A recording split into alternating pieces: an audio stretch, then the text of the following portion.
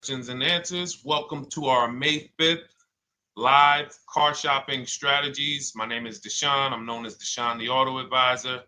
And over the next 60 to 90 minutes, I'm going to be sharing what we call the cars from home philosophy, the way you can shop, get bids, make your car buying simple, empower yourself, and guarantee that you did not leave any money on the table. We're going to talk about a lot of things you may not be familiar with.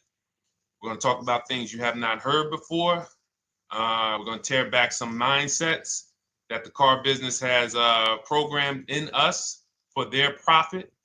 And we're going to tear down those mindsets because they're costing us thousands and they're making the greediest dealers in this country thousands of dollars.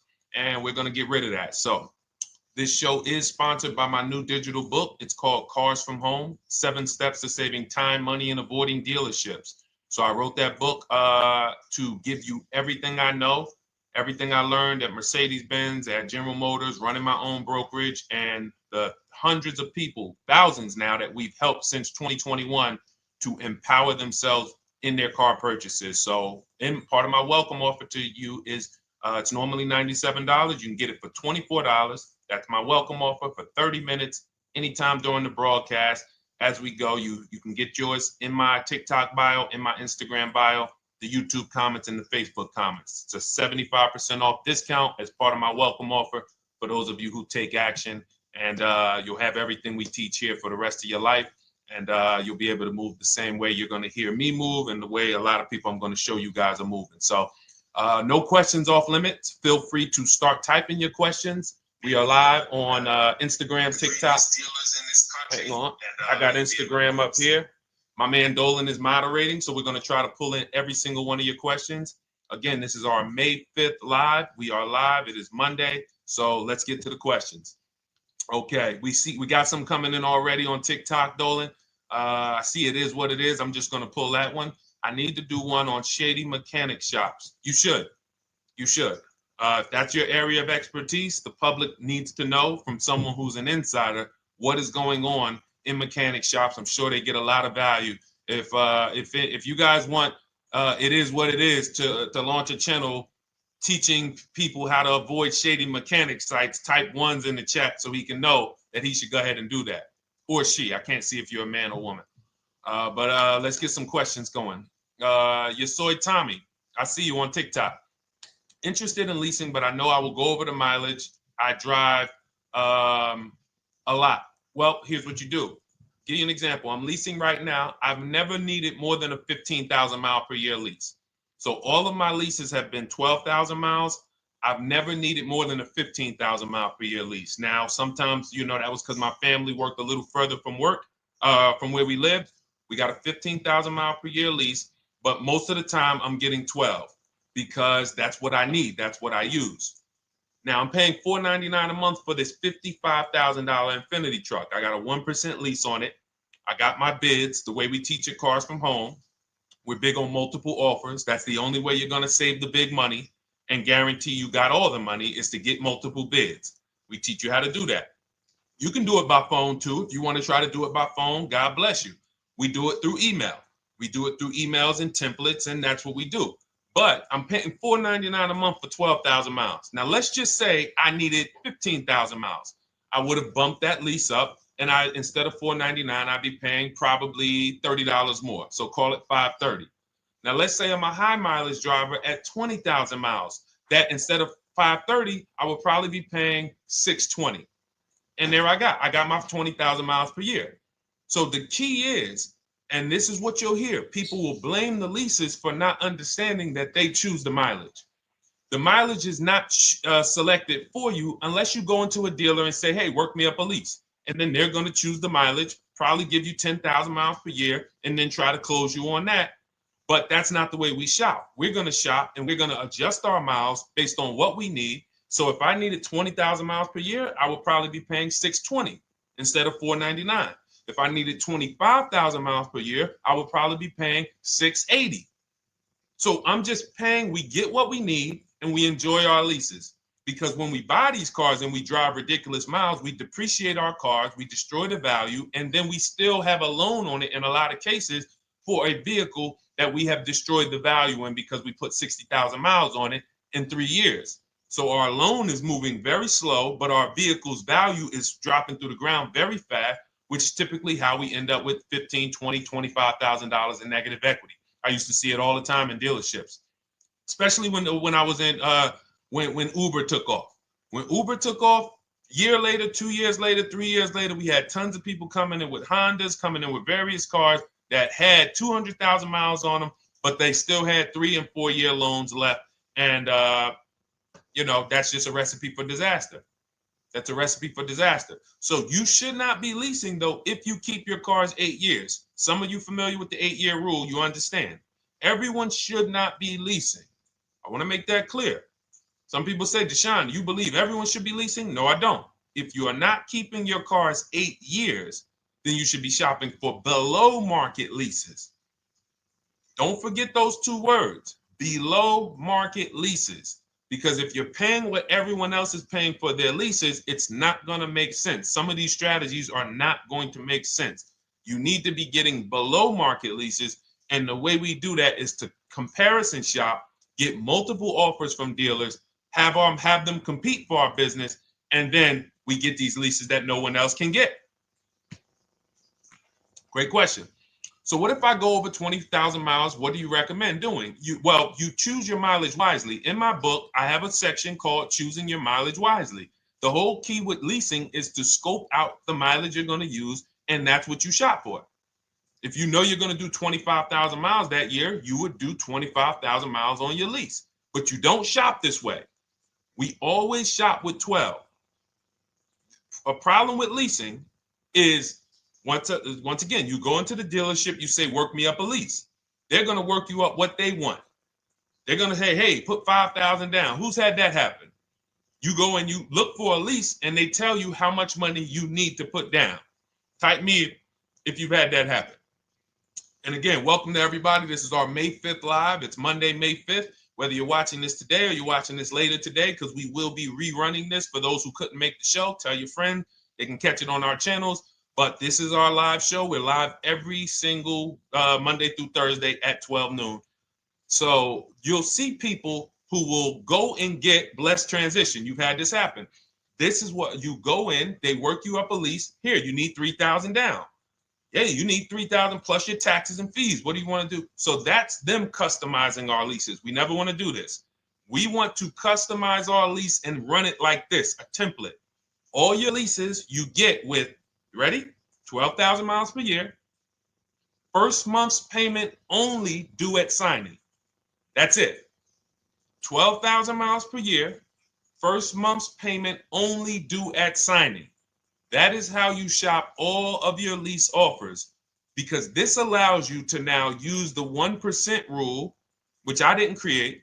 A lot of lease savvy people know about the 1% rule, where your MSRP, I'm going to just show an example of an MSRP, the price on the window sticker. Every lease is going to be brand new, guys, or either close to it. The price on the window sticker is the price we go by, the MSRP, and we're going to divide our monthly payment into the MSRP. And once we get that, the number, that's going to tell us if we got a 1% lease, if we got a 1.5% lease, if we got a 1.8% lease. And what we did was I created the 1.5% rule to know we were overpaying for leases. You don't have value when you lease something over 1.5%. But let's keep it to the point. The point is you're shopping all your leases, first month's payment due at signing, 12,000 miles per year, and then you're using the 1% to 1.5% rule to gauge the value. Once you find your best offer, that's when you go and you say, can you please adjust the mileage down to 10,000 because that's all I need, or up to 15,000 or 18,000. You shop your offers with 12. You find your best offer concerning what value is, 1%, 1.2%, 1.4%. You lock that up, and then you tell them, show me what the payment will be with 20,000 miles per year or 15,000 miles per year. That's going to keep you from walking into these 80% dealers which are never going to give you a below market deal. When they drop their prices, they're never going to drop low enough to beat their competition. That's why their name of the game is them keeping you from checking their competition. And then you avoid these people, you find those deals, and then you adjust the mileage with that dealer. But choosing your mileage is very important with a lease. And that's why you should take 5 minutes, 10 minutes, tally up your lifestyle over the next 3 years, and you choose your mileage that you need. Great question. Let's go, Dolan. I'm getting married today. Congratulations to Ash on Facebook, everybody. Ash is getting married today. Congratulations. May God bless you with a healthy, lifelong marriage. Hallelujah. All right. Angel on YouTube says, can I lease for 36 months, then purchase to have a lower payment instead of buying at a higher payment? Now, what he's asking or she's asking is, I want this new car, but if I buy the new car, then I'm going to have to pay for the new car, in which case it's too unaffordable. So can I lease it first and then buy the difference at the end? Yes, you can. Let's talk about why that's not that financially wise. There are signals, guys, that tell us we are looking at vehicles that are too expensive for us. Signals. Would anyone on here take a 50-year mortgage? Anybody? Anybody? We got some smart people on here. Anybody volunteering for the 50-year mortgage, ladies and gentlemen? Anybody? Come on, somebody.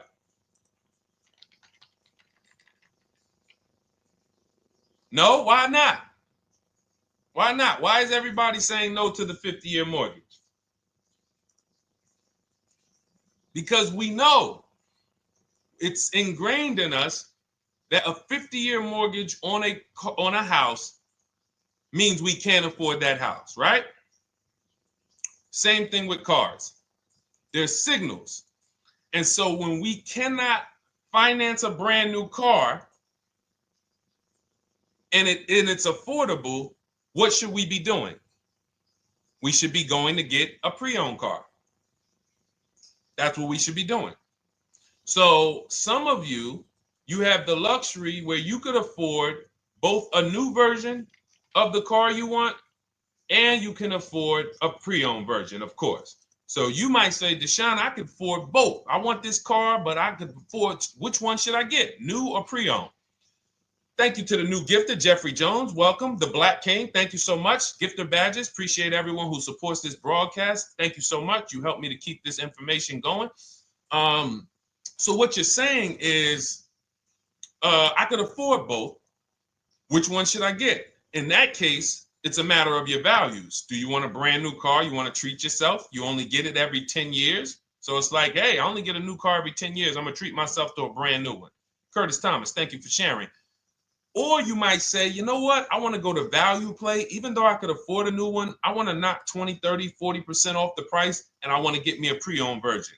So that's the people who could afford both. Some of you, you're like Angel, who like, I want this car, but I can't afford it new. In which case you go pre-owned, because you don't want to you don't want to lease a car 3 years, even if you get a below market lease deal, great lease payment, turn around and buy the difference, because you're typically going to need a 5 or 6 year loan for the difference. Once you get that 5 or 6 year loan, you add that to your 3 years that you leased the car, and you got 8 to 9 years of payments on the exact same car. 8 to 9 years of payments on the same car. This does not make financial sense to pay that long on a car. This is, you can't reach the reward stage where the car is paid off and you're putting money to the side for maintenance and repairs. You know, you got a paid off car, because the goal with purchasing is to get to that long-term ownership where the car is paid off. I don't owe anything on it. You know, I got a couple $100 I put to the side for maintenance and upkeep, but that's all. That car is paid off. I can keep that thing for 15 years. I can pass it down to my son, my daughter. We got an extra car in the family. That is the value of purchasing. So if you have a payment for 8 years on a car, you don't get to that stage. So that's why before I would ever recommend someone lease and then purchase the balance, I would recommend someone purchase a quality pre-owned car and get it at a below market price. Okay, does that make sense? Okay, everything that we're talking about, guys, is in my new digital book. It's called Cars from Home, 7 Steps to Saving Time, Money, and Avoiding Dealerships. Has everything we teach, because the name of the game is learning how to structure your deals. When should I lease?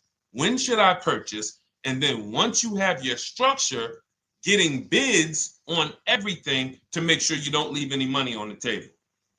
When you get bids on everything, you're never going to lose any money on your trade-in, because you didn't just get one offer on your trade-in, you got bids. You're never going to overpay for your interest rate, because you didn't get one offer on your loan, you got bids. You're never going to overpay for the new car or the used car you're buying, because you didn't get one offer on it, you got bids. And that empowers you to control the transaction. That is what we teach. That's in my new digital book, step by step. You can get your copy for 75% off, normally $97, but it's part of our welcome offer for 30 minutes. You got it in my TikTok bio, Instagram bio, YouTube comments, or the Facebook comments for $24. Okay, enjoy it, use it. All right, let's keep it going. I need to buy a car. I want to know how to buy the advertised new the new SUV vehicle for under $10,000 or even under $20,000. I don't really understand the question. Let me read it again. I need to buy a car, and I want to know how to buy the advertised new vehicle for under $10,000 or even under $20,000. Are you saying that's the discount you're looking for, or are you saying that is my budget? Please let me know. I don't quite understand. Go ahead to the next one, Dolan.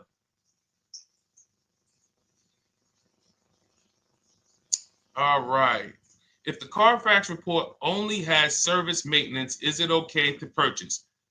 Okay, so all right, this is a great question, guys. This is about used cars. Who's going to be shopping for a used car in the next year? Type the letter U. Type the letter U if you're going to be shopping for a used car in the next year. And for those who just joined, this is our Monday, May 5th, live car shopping strategies. So we are live every Monday through Thursday at 12. And for those of you who are watching the rebroadcast later in the day, you can, you'll get your questions answered. Somebody might ask a similar question, or you can join us Monday through Thursday at 12 live.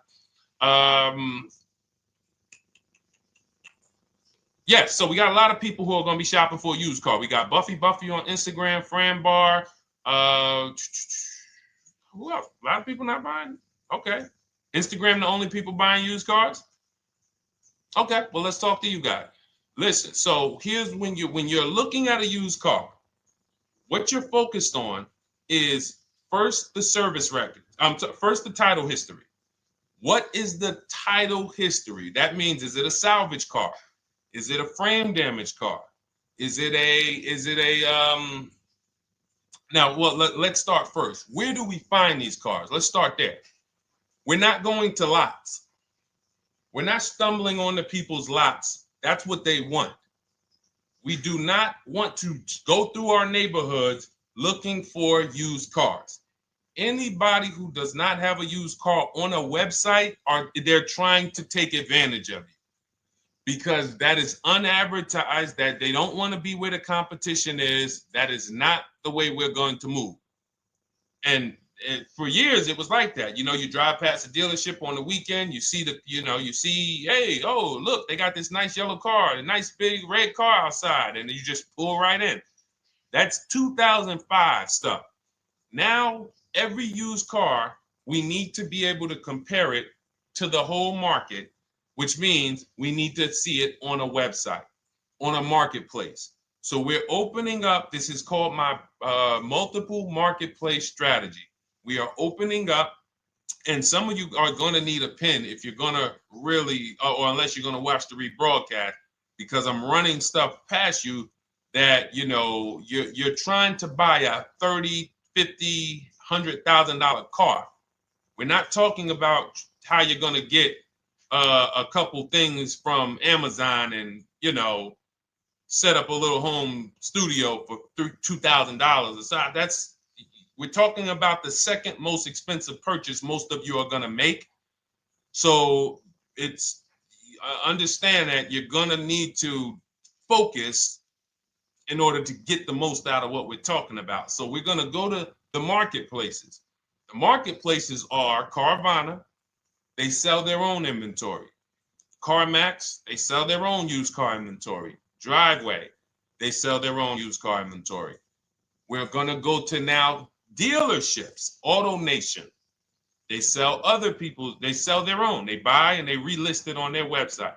But then you have Car Gurus, you have Carfax, you have Kelly's Blue Book, no, not Kelly's Blue Book. You have Auto Trader, Car Gurus. So we're going to all these marketplaces, we open them right up in one tab. So now what we're doing is we're putting in our criteria, and what we want to do, we want to go 100 miles out. Even if you're not willing to drive 100 miles out, you want to see what the whole market looks like within 100 miles. So now, if you know what you can afford, then you can put in your price criteria. I have a tool that I created. It's called the Perfect Budget Calculator. Some people who have my book, you've used it, where you put in your down payment preferred, you put in your interest rate, you put in any equity from your old car, and it tells you, because what you tend to miss is the fees. That's what you tend to miss. So if you're not using this calculator that we created, you want to add another $2,000 or so, because you got to factor in the fees in that budget. Some of you go out and say, man, I think I could afford $30,000. Then when you find your car, they bump you up to $33,000 because you didn't factor in the taxes and fees. So this calculator does it for you in my book, and everything we use the Perfect Budget Calculator. But if you're not using it, just estimate another, a little higher. Now you put all of that into the marketplaces. Now you're looking for what the inventory is. Now, here's the reason why you must open up all these marketplaces. First reason, they have different cars on them. Carvana and CarMax has different cars than Car Gurus, Cars.com, Auto Trader. There's different cars on them. Another reason we need to open it up is because sometimes you'll see one car here on Car Gurus for $31,000, and then you'll see that on Auto Trader they marked it down $2,000. It's $29,000. And you're like, wait, why the heck is it lower? This is the same car. Well, it could be because this marketplace got the notification first to lower the price, and maybe this one takes a little longer to see that, oh, maybe that takes 24 hours before their updates take effect. So that's why you want to open up all these marketplaces. Now you're narrowing this down first based on your color choices, what options you want, your models, and now we're starting to narrow this thing down. So we're narrowing it down. Now we start to look at the history of these cars. This is the best way to start narrowing down your used car search. Let's now dive into the history. I need the Carfax. Now, some of these websites will give you a free Carfax. Some of them will try to make you buy a Carfax. Now, I'm going to give you one of the secret strategies that we've been using for years in my book, and I'll tell you it right now. It is how we get free Carfaxes, because when we get to most vehicles, you guys, for those of you who are just meeting me, I worked in Mercedes-Benz for 5 years and General Motors for 5 years, and I ran my own brokerage. I started it in 2016, and I ran that while I worked at the car dealership. So I have a lot of experience and have seen a lot, and that's why I'm able to teach these things. I also love numbers. But one of the things that I know is almost every dealership has a contract with Carfax. So every dealership, we pay Carfax already. So what we're able to do is when we list our inventory on our websites, we're able to list the Carfax with it. We're able to provide that free of charge. But when we pay Auto Trader or Cars.com or Car Gurus, we are not able to actually push our Carfax to that marketplace. But if you come to our website and you find the vehicle on our website, most times you will find the Carfax for free. That is what we have been doing for years. So that now we have the Carfax, because the Carfax is the only way we can see those service records right now, because we've already narrowed it down based on, first thing we're doing is we're looking at title history, frame damage, salvage title, rebuilt title, total loss. That's the type of vehicle. The next thing we're doing to narrow it down, which is where many of you get in trouble, is you're looking at the service records. Skipping service records, buying used cars without seeing service records is disaster. The biggest indicator on if a vehicle was taken care of is what is on those service records. And if you can't see those service records, then I would not buy the car. Somebody say, oh, I'm changing the oil myself. If you don't have proof that you have changed the oil yourself, I cannot see it. I cannot see that you have maintenance this car, and that's a turnoff for me. Because now when you drive that car a year later, 2 years later, things start happening. You have no one to blame but yourself. Now the regret kicks in. Man, I knew I shouldn't have got this. But chances are, if you find a quality vehicle and you see service records on that previous owner's report, that's going to lead to a quality experience. Okay, so that's pretty much how the initial part of our multiple marketplace strategy. As you can see, we have this to a science. Nothing that we're doing is by chance. Nothing we're doing is on a whim. That is it. But let's go to some more questions. And I think the biggest thing I want everyone to understand so far is that we don't wing anything in this process. There's nothing, everything that I'm teaching you is going to be out of our systems. Now, some of you have different learning styles. So let's address this. Again, welcome to our May 5th, Monday, May 5th live. We're live Monday through Thursdays at 12 noon. And we rebroadcast this for those who couldn't make it. You can share this with your family. Tell them, hey, visit Deshone the Auto Advisor's channel. He did a great show earlier. He answered some questions that everyone had. You can watch the broadcast all through the rest of the day. Now, but we're live every week, but we're live right now. So now the biggest, some of your learning style is different.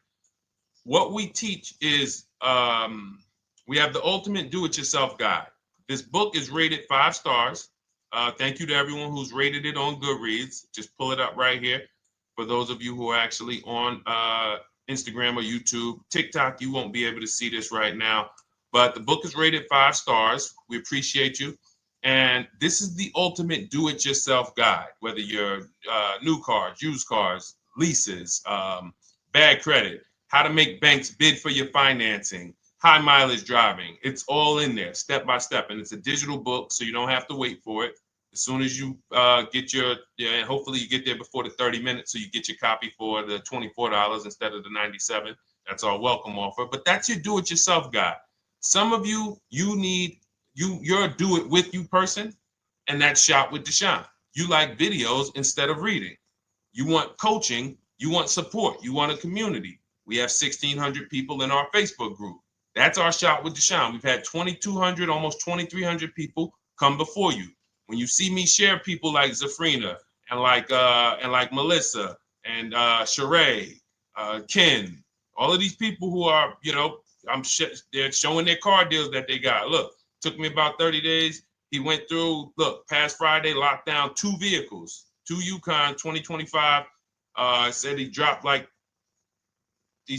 sold the BMW. They dropped the price down to 70 grand. So they took off like 5,200 for him. These are all people who are in the Shop with Deshone. Their learning style is they prefer videos.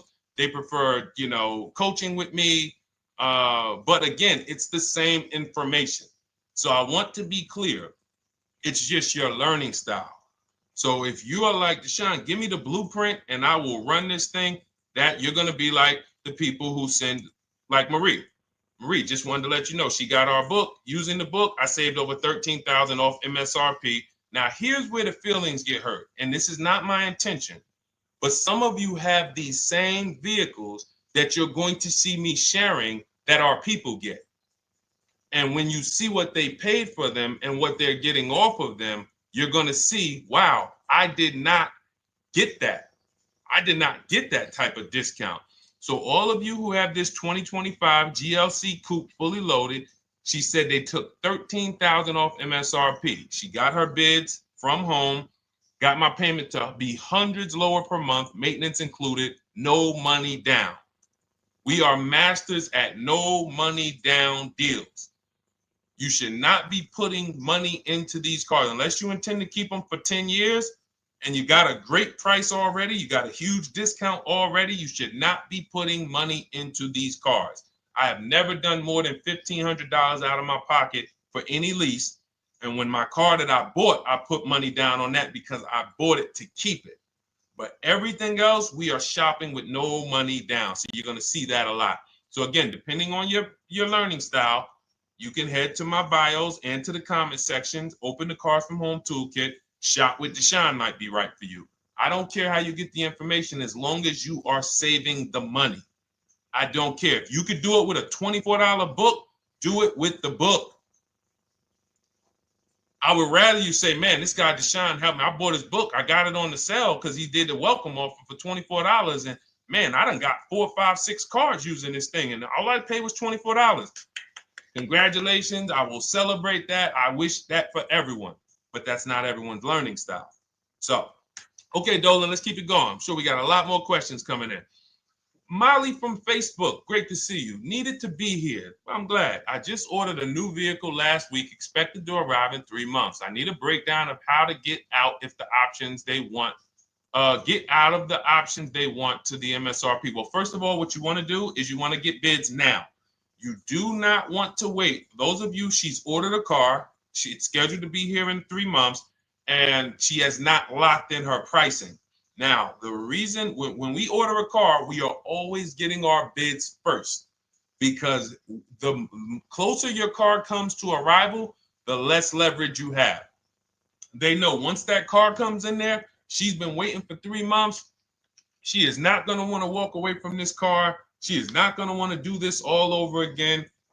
And they're going to probably take a shot and say, or if you look for a discount at that point, you probably are going to be like, no, I'm sorry, we can't give it to you. So what we're going to do is we have to now send that request out. Now, there's 2 ways for you guys to do this, whether you're leasing or purchasing new cars.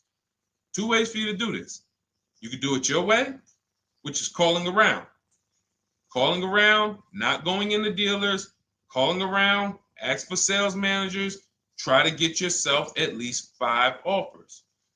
Because the only way you're going to see how overpriced the offers are is to actually get multiple offers. So I'll give you an example.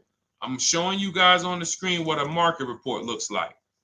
So we also have a division. We shop for people's new cars and their leases if they have good credit. So when you see, oh, I tried to pull it up. It's not loading. So what you're going to see, and some of you who've used our stuff, you can testify to this. There is a huge spread between the best price and the worst price. Huge spread. So in order for you to know you actually got the best price, you need to see 4 other offers that are higher. I'm going to say that again. Thank you to all the gifters on TikTok. Thank you, Jeffrey Jones. Appreciate it. You need to see other offers that are higher. So let's go back to my car. This dealer who won the bid for my Infinity truck saved me over $8,000. Now, he said to me when I was making the deal with him, he said he knew that I was not going to find a better offer because he had used a special coupon he had to apply towards the deal. He needed the deal that month, and that's why he won the bid. So he's able to take off $8,000. If I was purchasing, I would have got $8,000 off the price. But I leased it, so my lease payment was $499 a month with $1,270 down total. And $1,270, $499 of that was my first payment. So every other offer that I got, $560, $605, $640, $700, $750. That's how you know you did it right. If you don't have a bunch of the 80%, we call them. This is the 80%. Some of you have heard me say we don't negotiate with dealers with fake fees. It's a losing battle because even when they take off all the fees, they're still super high. I'm going back and forth by email. So if you're using what we teach, you're taking minutes out of your day. You're going back and forth with email. We close deals in 60 to 90 minutes. I'm not inviting anyone to car college. 60 to 90 minutes of emails back and forth. Next thing you know, we're closing a deal. But you're going to see, even after back and forth and telling the dealers through email, you can do it by phone. Hey, I'm shopping other dealers. Please make me your best offer. I have all the templates written. So when you're using our stuff, you don't even have to wonder what you're going to say. You just copy and paste our template. But even after that, you're going to see, wait, these people are still giving me super high prices, even though I told them I'm shopping, even though I told them I'm serious, I could buy the car right now, even though I gave them every single thing I need to give them to get an offer, they're still $150 a month higher than my best offer. That's going to prove to you that they are the 80%. They are not coming down. When they say this is our best deal to their customers walking inside, they're not lying. It is their best deal. It is not the best deal. It is their best deal. Their competition's best deal will blow their best deal away. And the only way you do that is by getting bids. So that's what you need to do, Molly. Take exactly what you're looking for. If you want to call around, call some sales managers and say, hey, listen, this is what I'm looking for. I put in an order, but I'm not dead set on the price yet. Haven't really gotten, I want someone to lock in a price for me. And hopefully you're purchasing, because if you're leasing, it's tough, because once that lease comes in, you do not know what the lease program is going to be. So if the lease program is bad, then you could find yourself jammed up. Now, here's what we try to do to prevent that. It's not always possible. Here's what we try to do.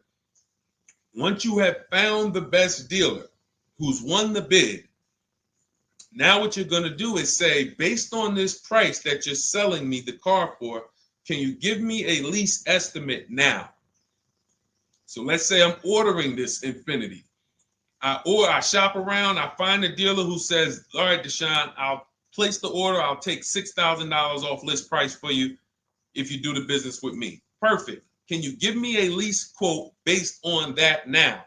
I know this is not the vehicle. My vehicle's coming, but can I get some type of an estimate of what it would be? And then I look at that, and if it's affordable, now I place my order. But I'm not placing an order for a lease blind, not knowing what my payment's going to be when that car gets here. Okay? Does that make sense? I know I may be typing, this is heavy. That's why I told you guys, when you're here with us in car buying, below market car buying strategies, this is like short 60 to 90 minute master classes. This is not lives where I'm showing you how to make macaroni and cheese and turkey and like, okay, yeah, you got your music playing in the background. Hey, listen, all right, what I need? Oh, hand me the Sazon. No, you could do multiple things. This is heavy finance talk for 60 to 90 minutes, and it will change your life. And I just saw my girl, Lisa. Lisa, good to see you. Lisa's been, she's been learning from us and rocking with Cars from Home. Let me see. I'm glad you clarified, even if no money down on the lease, you still really have to give them the first month's amount. Yes, I don't know what I'm going to do yet, buy or lease. No matter, I'm learning lots and sharing with my peeps. Thank you, Lisa. Thank you. Now, technically, you don't have to give them the first month's payment either.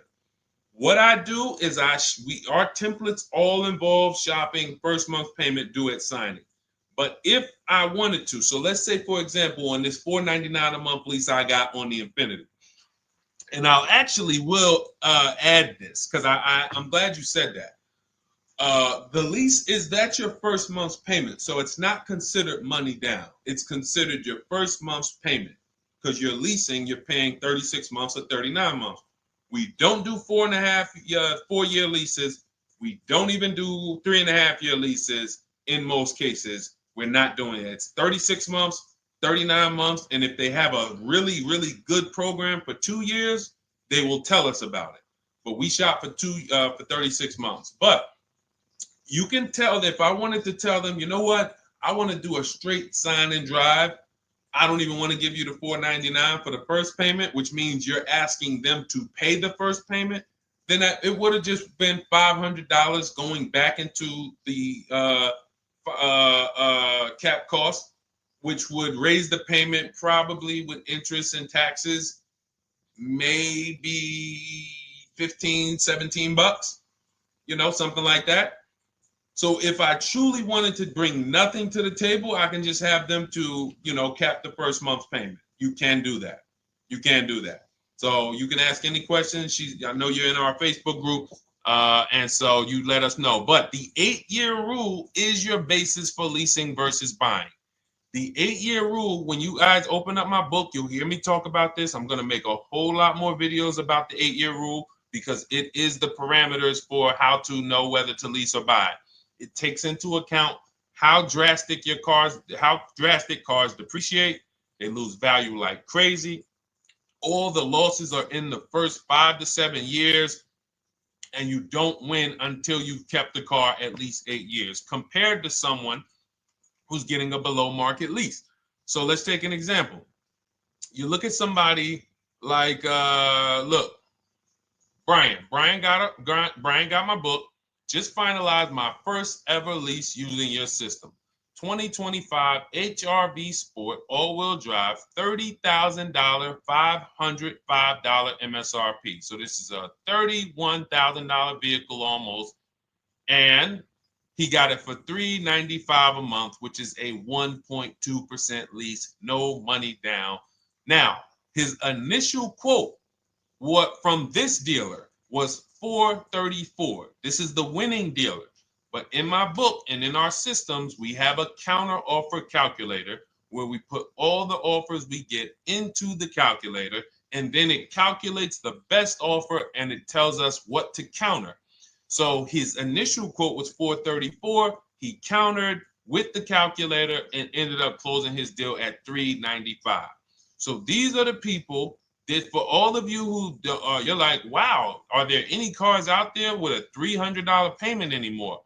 Well, if you're buying a car, you are buying it at a $300 payment. You could only spend, who knows, every $5,000 on a vehicle is about how much per month. Every $5,000, when you're looking at a car, every $5,000 on a 5-year loan, which is what you should be defaulting to, is about how much per month. Thank you, Nikki.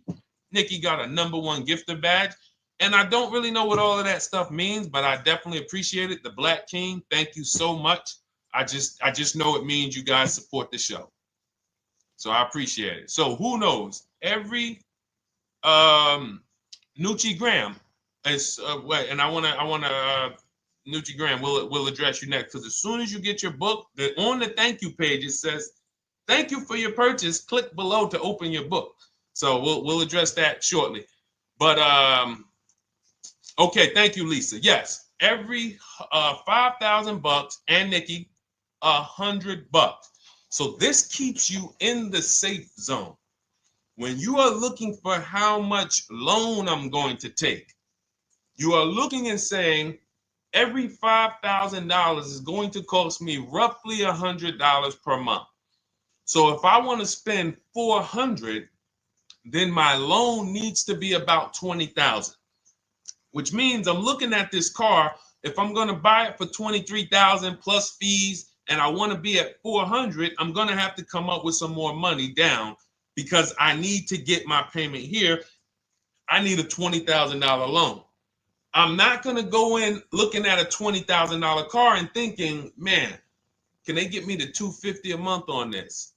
No money down, because the math doesn't make sense.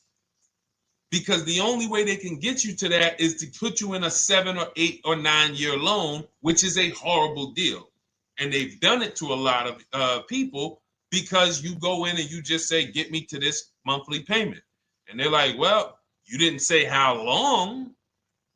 You come in later, hey, man, my loan is, I remember, man, a guy called me, and this is, unfortunately, people are not trained to look at how long their loan is.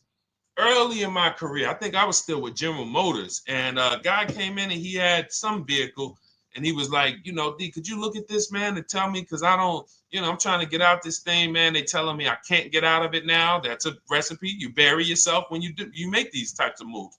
They're saying I can't get out. I looked at his contract. It was a 96-month loan. 96-month loan. So he's in a 96-month loan at a high payment. He's going nowhere. And what it came from is him going in and saying, hey, get me to this payment. My payment's affordable, but how long is the payment? That determines what you're paying for the car. So when we say, yo, are there $300 payments out there? I'm showing you. Leasing, there's cars you can drive 30,000 miles, $30,000 cars, beautiful vehicles, payments in the threes when you're shopping and getting bids, and you're finding vehicles with great lease deals. At the same time, on a pre-owned car, that's only going to get you under 20 grand, between 15 and 20 grand. So it's about getting the most for your money. And getting the most for your money, you must take into account the 8-year rule. If I'm not keeping a car 8 years, I should be shopping for a below market lease. I'm not tying up any of my money in this car because I'm not keeping it long enough to have all of that money benefit me. Does that make sense? Type ones if that makes sense. Type dollar signs if that makes sense, because this is about money. If I'm not keeping the car 8 years, then all the money I'm going to tie up in the car to pay for it, to pay off the loan, to do the maintenance, to change the tires, to change the brakes, to change the oil, to change the brake fluid, the transmission, all of the money I'm putting in that car, just normal maintenance. I didn't say anything broke. Normal maintenance over 7 years. I'm not going to keep the car long enough to have that make sense. Whereas had I leased, I'm just below market leases. I'm just literally paying cents on the dollar, changing my oil. Most of the times I'm out the car before I need brakes, unless some of you are driving 15,000 mile a year leases, and then sometimes you will replace the brake, but it still does not compare to the cost of purchasing. And you know, throughout the show, I'm gonna show a lot more lease deals and a lot more discounts. But the reason why I show you guys the lease deals is because the money doesn't lie. Unless you're just hell bent on paying more, the money does not lie. You can't compare when I was, you know, I'm driving $40,000 cars, my payments have a 3 in front of them, and my friends are driving $20,000 cars and their payments have a 3 in front of them. And those cars are used, need maintenance, you know, warranties done ran out after 4 years. I'm over here driving brand new cars, problem free, and they're paying the same amount or more than me, and they're driving inferior products. And then once they really get tired of the car, they go ahead and they trade it in and they start the process all over again. So it's bad financial advice that the car business never trained on, and they just love for people to be ignorant. But we're not going to be ignorant here. All right, Dolan, let's keep it going. By the way, all of you who just joined, this is our Monday, May 5th live. We are live every Monday through Thursday at noon. So for those of you who may be watching the rebroadcast, we rebroadcast the show all through the day. So for those who missed the show, you can either, you know, or some of you want to tell your friends, oh, hey, you're shopping for a car, go watch this show. And we'll rebroadcast this show all through the day. And we rebroadcast all the episodes through the weekend. So for those of you who didn't have time, you're like, man, I want to catch up on all the shows, all the questions that were asked. We'll rebroadcast those through the weekend. But we are live every Monday through Thursday between 12 and usually 1:30. You can have your friends and family tap in. You can bring your questions, and we try to get to as many as we can. All right, Dolan, let's keep it moving. Let's get to some more. What are the companies for loans? Well, there's a lot of them. First thing you want to do is, so we teach something called the bank bidding war. This is a question, because here's my question to you guys. Where do you get your car loans from? Here's my question to you. And I'm going to tell you how we should change the answer, because I know what some of your answers are going to be. Where do you get your car loan from? Some of you are going to say my bank. Some of you are going to say the credit union. Some of you are going to say the dealership. But all of those are not the answers we want to go with anymore. Here's the answer. You got it, Nikki. I love Nikki. Whoever gives me the best rate. That is going to be the answer moving forward. If you're using what we're teaching, that's your answer. Whoever gives me the best rate. What, in other words, whoever wins the bid. So what we're doing is we are not just going to our credit union and having them run our credit, give us a rate, and now we going out and we're shopping with a check in hand and we're shopping with our back against the wall because the bank says, well, hey, you know, your pre-approval expires May 17th, so you hurry up and find a car or you're going to have to come back and run your credit again. Now we're over here and our bank is putting our back against the wall. That's ridiculous. So what we do is we use what you should do is you should look at the average interest rate. If you have average credit, look at the average interest rate, and then you use that to budget. Again, I have a calculator that we invented. It's a proprietary calculator. You can't find it on Google. It's in my book. It's in our course, Shop with Deshone, in our checklist, our video checklist. This is stuff that, again, we don't, if you notice stuff that I teach, it's not anywhere. Deshone, why can't I find an 8-year rule on YouTube? It's because it's Cars from Home. We created it. I can't find the 1.5% rule. No one else teaches that because it's our intellectual property. We created it. I don't mind people saying it, but they need to understand we didn't find this stuff. We created the stuff. So calculators, we invented them. So this calculator you take this interest rate, but even if you want to use a standard payment estimator calculator, you can take just what I said. Remember, add a little bit more for the fees, because that's what you're not taking into account. The fees, the taxes, and that's where we get in trouble. My calculator, our perfect budget calculator, does that for you. So now you want to look at the average interest rate. Type in average rates for cars. Use that for your budget, just so you can know about how much car I can go and get. So between what I told you about the 5,000 being $100 a month, and that last part about, adding a little bit more and using the average interest rate, you should have a good gauge on a range of car to go and shop for. Now, once you now shop your market, whether you're shopping new or whether you're shopping pre-owned, once you find no one's touched your credit till now. No one has touched your credit with a hard pull, especially not. We do not, in order for this to work, like what Nikki is saying, where you're only giving your business to the bank or credit union that gives you the lowest APR.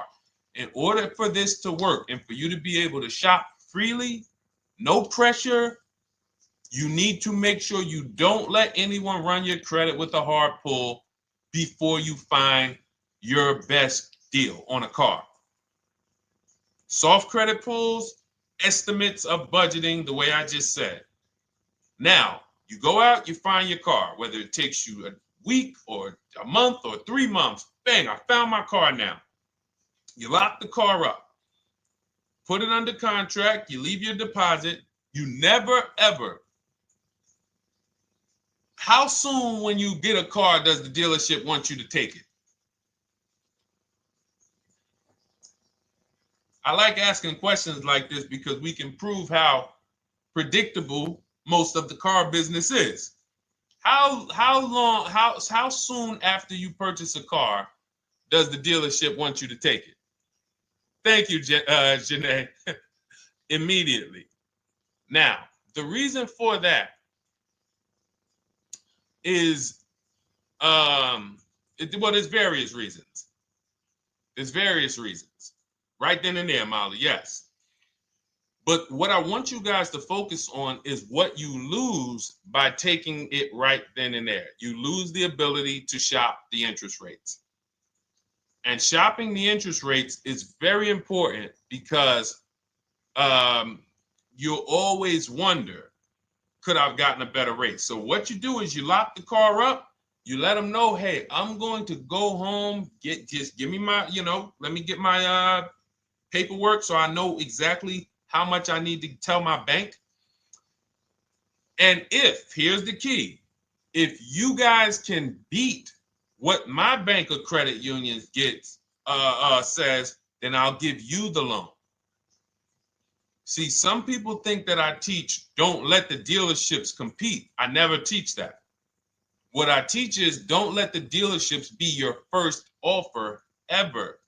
They are always your last offer, and they're competing against other offers that you got. So now you're going home, your car's waiting, you're going to see what your bank, your credit union can do, and then you go online. You can go right online. Auto loans online, auto financing online. Let all of these banks and credit unions access your credit now with the hard pull, because there is an article that Experian did, and you can find it on almost any credit bureau, wrote an article on rate shopping. They allow you to have multiple lenders compete for your business within a small period of time. They say the window is 14 to 45 days. So if the window is 14 to 45 days, how quick do y'all think I want you to do it? If the window says, because that's a big window, as long as you shop within that window, at the end, those multiple inquiries will have the same weight on your score as one inquiry, because it looks as if you were shopping and you were doing your due diligence. Thank you, Greg, Sheila, with these gifter badges. I don't know. It's like a nice. I appreciate it, Glendale. Thank you. So with these, when these banks are competing, what you're trying to do is say, everyone here on my end, we call this the bank bidding war. This is round two. Round two is you are bringing your car home. I'm sorry, you are at home. You're going online. You're calling your bank. You're calling your credit union. If you have one, you're going online. This will take you literally one day, not even. This maybe take you an hour. Because if they say that the window to shop is between 14 and 45 days, I want you to do it in 24 hours. We want all the competition in 24 hours. Because that guarantees we are way within the window. They're going to look and see, wow, this person bought a car. They had multiple lenders competing in a small period of time. They're not out here just letting people run their credit over, every week. Some new banks running their credit. So now you call the dealership afterwards. You say, hey, the best offer I got was from such and such credit union or such and such bank. If you guys can beat it, I'll give you the business. You allow the dealer to now shop you to their banks. In which case, they're going to call you and say, hey, good news, we got you a better rate. Or, hey, good news, we couldn't beat the rate, but we can match it. In which case, they save you the time, they save you the paperwork. Or they're going to say, hey, listen, that's a great rate you got. We can't beat that. None of my banks can beat it.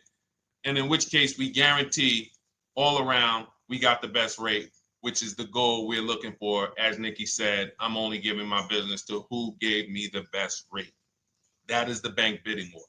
So when you get your digital book, Cars from Home, you'll get that in writing. We also have it in our Shop with Deshone video checklist for those of you who are more do-it-with-me types. Again, we're all about your learning style. And some of you just like, Deshone, I see you. Can you shop for us? What are these? I'm seeing a lot of you guys shop for people, new cars, new cars, leases only. And you have to have good credit. Your FICO scores need to be over 670, all of them. But if you don't, again, same result. We've been helping people get these results since 2021. And again, I am all about speed. These are short videos. The book is boom, action steps, action, action, action, action. I'm not trying to teach you everything about cars. I'm trying to walk you through a path, a 7-step path to get to the result you want all the time. Okay, I'm not taking you to car college. You're not going into the car business. You just need to know how to get the best deal. And that's what it's about, step by step. Okay, but for those of you who are just coming on, this whole show is sponsored by my new digital book. It's called Cars from Home, 7 Steps to Saving Time, Money, and Avoiding Dealerships. It's a digital book. Everything we teach about new cars, used cars, leases, below market financing, high mileage driving tips, bad credit tips for those of you who have your credit is not going to qualify you for everything else we're talking about. You need specific strategy. We have that specifically for people with bad credit inside my book and inside Shop with Deshone. So that's why I never believe in one size fits all car buying advice, because all of you are in different situations. So how does somebody look saying, you all should do this? We're all in a different situation. I have a trade-in, he doesn't. He has a lease that's coming due, he doesn't. Oh, he has a lease that's coming due, he has equity in it, we need to help him get that equity out. He has a lease, it has an equity, but it has a third-party restriction. We can't talk to people the same. That's why everything we do is custom and letting you know, no matter what your situation is, it's very common to us. Very, very common. So, all right, let's keep it going. We got some more time, Dolan. Pull them up. More questions. All right, yeah, I see we got a couple more coming in on TikTok. How do I get the book? Well, the book is in my TikTok bio. In my Instagram bio, there's a website there. It's Cars from Home Toolkit. And then you'll see the welcome special for $24. So the book is normally $97, but as part of our welcome special, you got 30 minutes to get yours for $24. So you won't pay the $94. You get 75% off. We also have a link for you guys on Facebook and YouTube in the comment section so you can get your copy. And if you're going to spend a couple more minutes with us, I would appreciate if you share the broadcast with one person that you care about. So that can help, we can help get this information out and we can help change lives. If you didn't receive your ebook, well, first of all, as soon as you purchase your book, you're going to see a thank you page. It says, thank you, screenshot this page.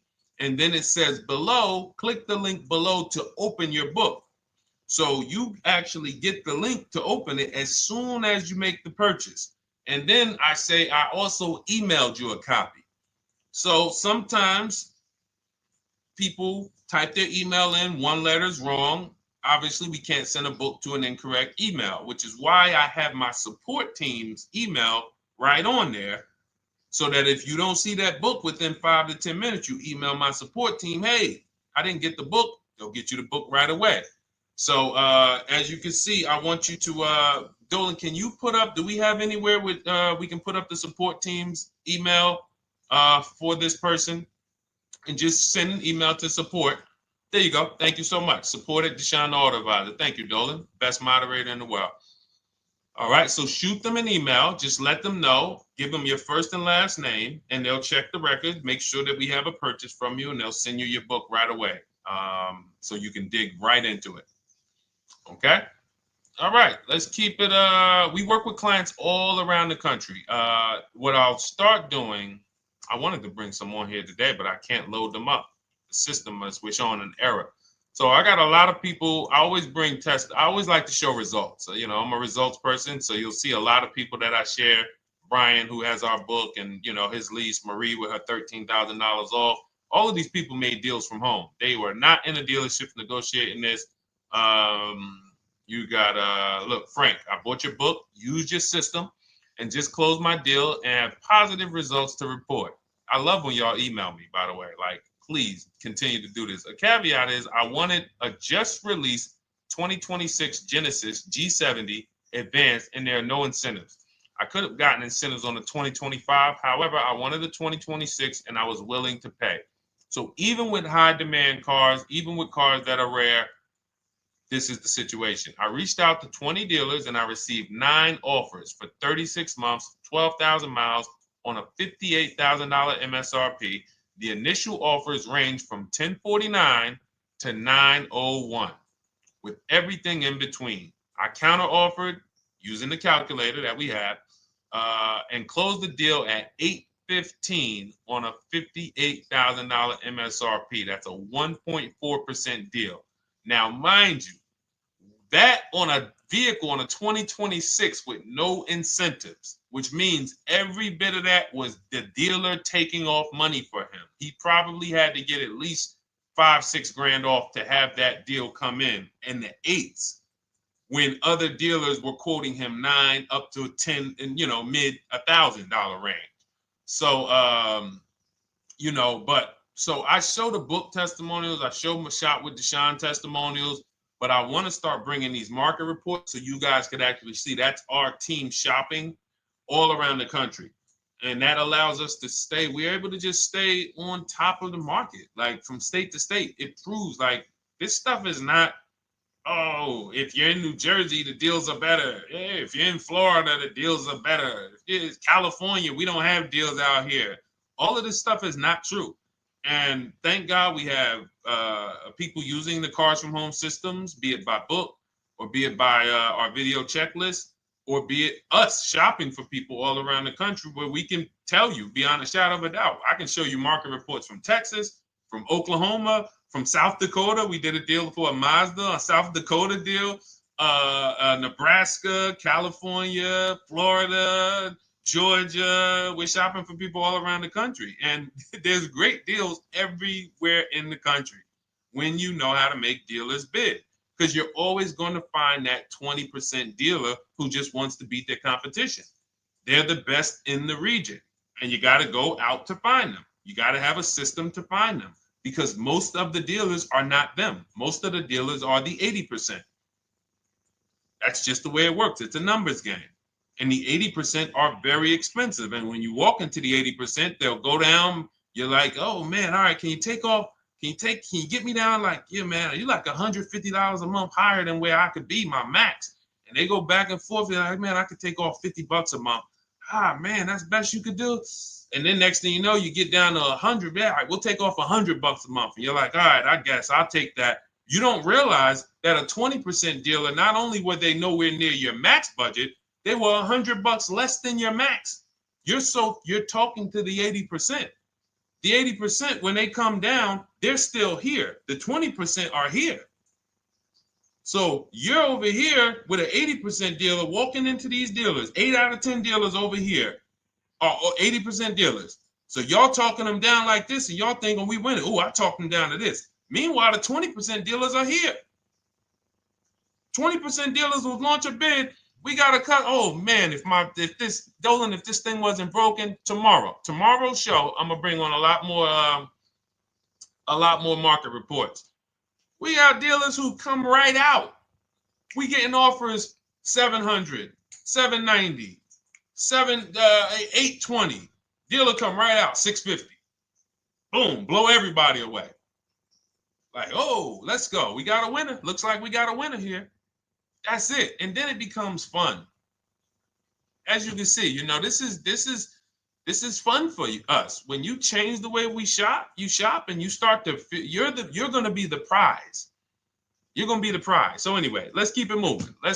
For those of you who have gotten your book, I look forward to you using it, empowering yourself, having these same results. For those who didn't know about the book, it is a digital book. You can get your copy for 75% off for 30 minutes in my TikTok bio, my Instagram bio, the YouTube comments, and the Facebook comment.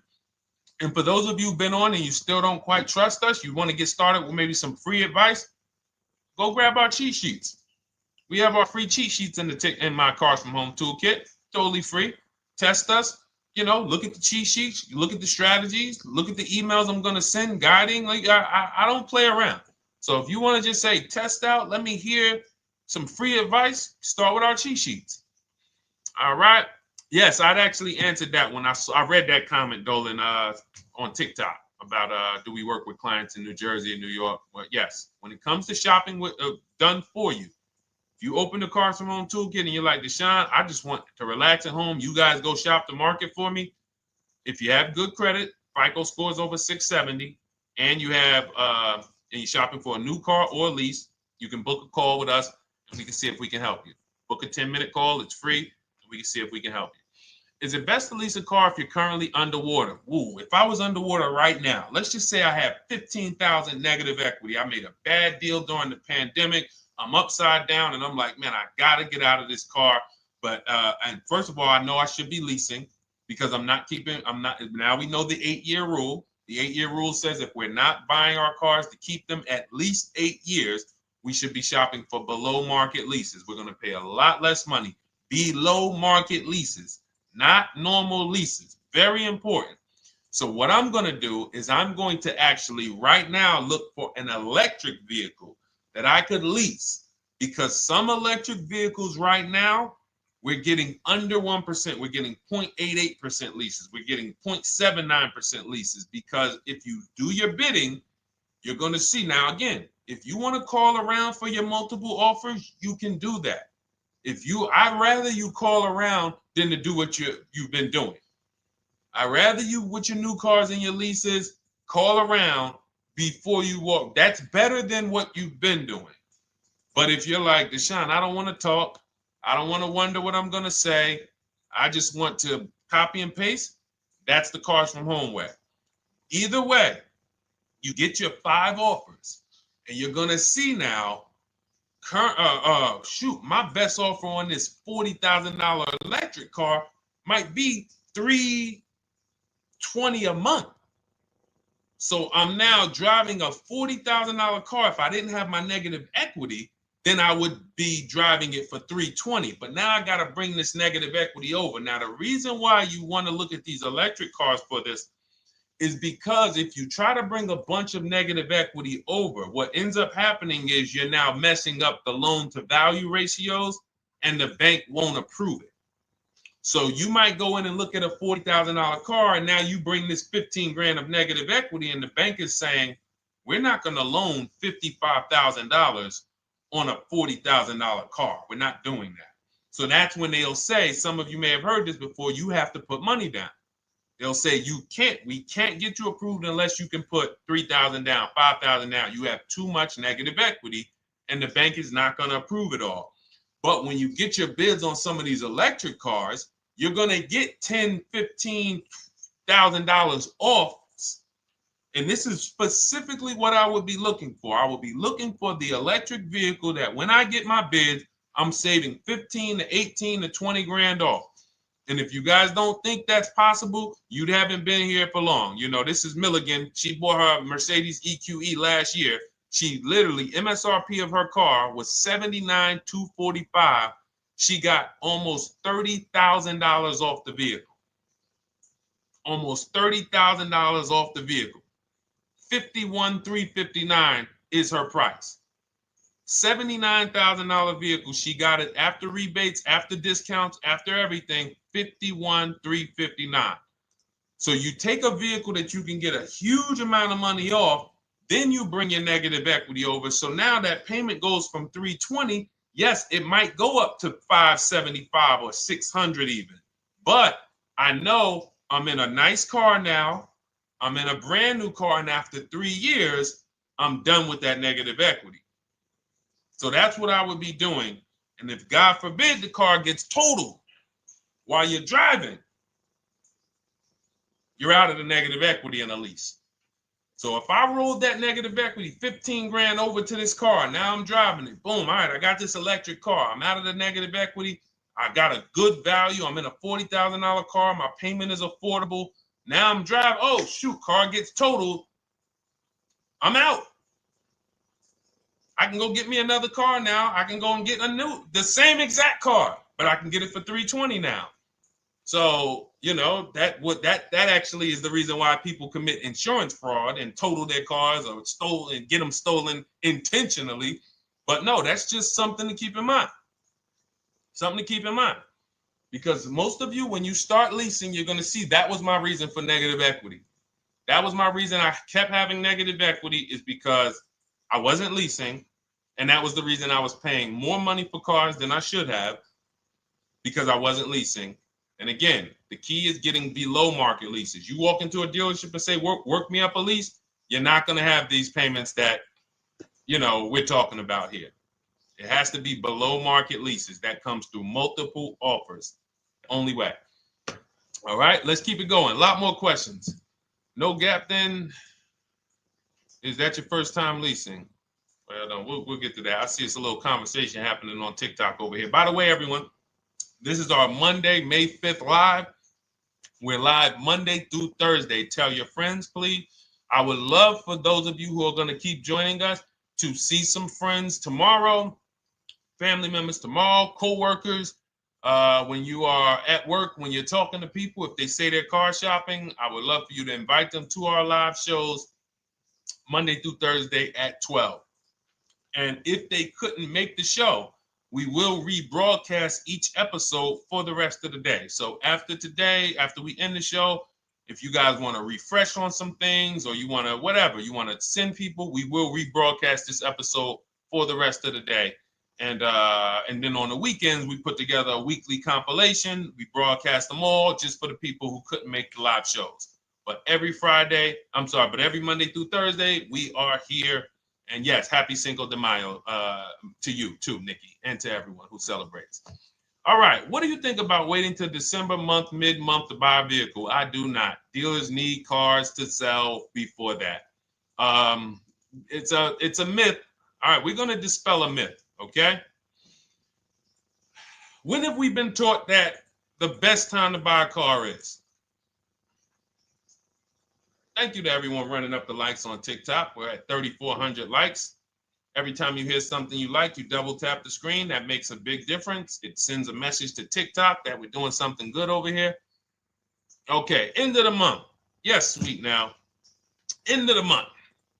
So we're gonna peel, like I told you guys when we started the broadcast, right? We are gonna, yes, Molly, last day of the month, right? So this is what we have been taught. Last day of the month, come on in. That's where your deals are, right?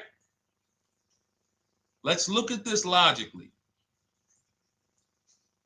As a former car salesperson, the times where where I saw the dealer or myself being the most desperate was the times where we did not have a lot of customers.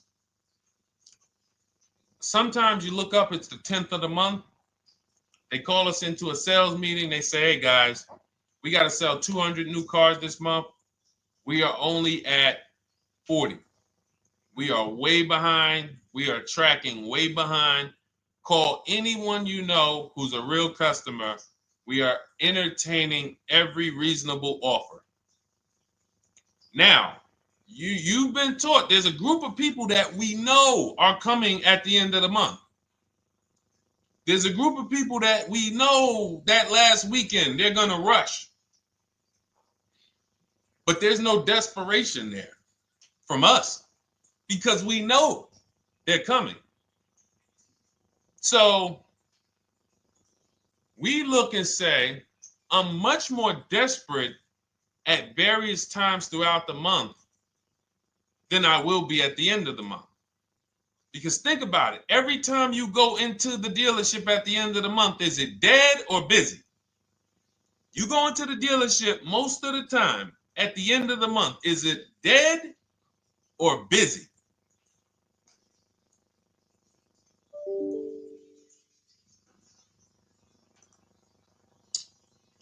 Thank you. It's a zoo. It's a zoo. Customers everywhere. That means all the car salesmen are not worried about making a deal. In fact, they're looking at you and saying, hey, Molly, thank you. Listen, I know you, look, I know the payment's $780 a month. I know you said you wanted to be at $499, but, we've been going back and forth. Can you work your way up, get closer to the $780? Because they know now we can take a shot. Because we have some other customers behind you, Molly. Did you see the people walking out? These people just walked out. They're mad. We don't have enough salesmen here. We got people waiting 40 minutes to speak with somebody. Do you think you're getting the best deal when that's the energy? Yes or no? Let's just be honest here. See, you might forget some of the lessons that we teach if you don't have our books and if you're not in our video checklist and coaching. You might forget some of the lessons, but hopefully you won't forget the stories. So you walk in the dealership at the end of the month, the place is a zoo. It's people everywhere. They're ringing bells. They got the big clown, donuts around. Hey, you want a donut?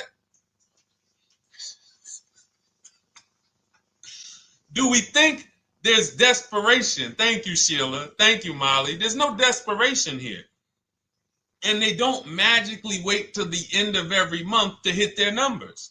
Some dealers hit their numbers at the 25th of the month. Numbers are hit. We still got people coming in end of the month.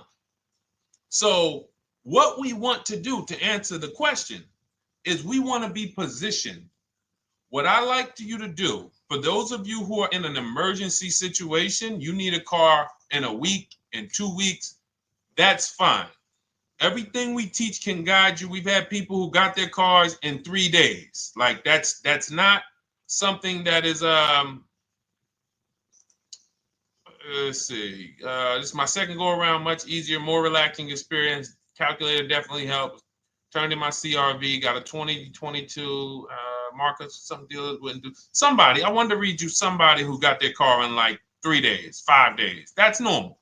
Again, like I said, we're not taking you to car college here. Like you know, our step-by-step programs can get you to your cars in less than a week, 90 minutes. But you don't want all your car shopping to be emergencies, because here's where you want to be. You want to be able to say no for up to 3 months. Reason is, there's a group of people that walk into the dealerships. They're there right now. They're desperate. They're giving off desperate energy. They can't say no. They back themselves into a corner for whatever reason. If their leases are up, maybe they don't know you can get an extension. If your lease is up this month, you can call. You can get yourself an extension for 1 month. Some leases will be extended up to 3 months, up to 6 months. Those of you who have cars and you're like, Deshone, I'm shopping for a new car, but I don't need it. I just, my car still got some life to it, but, I want to look for something new. This is a position of power to be in. This is where you want to be. You want to be able to say to yourself, all right, let me look at the offers this month in May. All right, I'm going to follow up next month because the offers change. The used car market changes. The lease prices change. The dealer desperation, it changes. I'm not letting tariffs push me into doing something and making a bad deal. I'm not doing it. I'm not worried about tariffs coming, because there's going to be deals no matter what. If the prices of the new cars go up, what happens to the prices of our used cars that we're going to be selling? See, that's how we really won during COVID. Some people who've been with me since 2021, that's how we were winning. My man John Shaw, he was one of the first people. David Isaacs came in, got his BMW. Yes, the lease prices were slightly higher back then. We were still getting under 1.5. We were still getting 1.4. John got a 1.2 on a Jeep Wrangler, but we were selling our old cars for 8, 10, 12 grand more than they would be worth today. So even if the new car market goes up, we know how to maximize the prices of the cars we're getting rid of, and we're going to offset it. So we want to position ourselves to be able to say no. That is the strength. That's the leverage where we can say, you know what? All right, I'm going to follow up next month. Now we're telling the dealers right up front, hey, call me. I'm good between now and June 18th. I'm good between now and July 20th. So now what those dealers say is, okay, this is a serious customer. By the way, we have all this in templates in my book. You fill out the template, you fill in, here's the day you can buy a car. This is your deadline. When we blast it out, these are things you can call dealers and you can tell them, hey, I'm good between now and anytime before the summer. Call me if you get a black one with the red seats and this package in it. If you want to call around, you want to do it that way, you could do that. But what you're letting them know is, call me when you want to make a deal. I can make a deal today. Let me see the numbers today. Great. All right.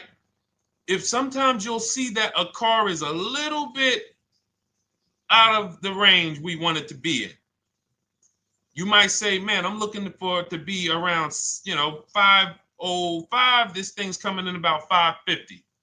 Okay, maybe I'll check next month, see if the program gets better.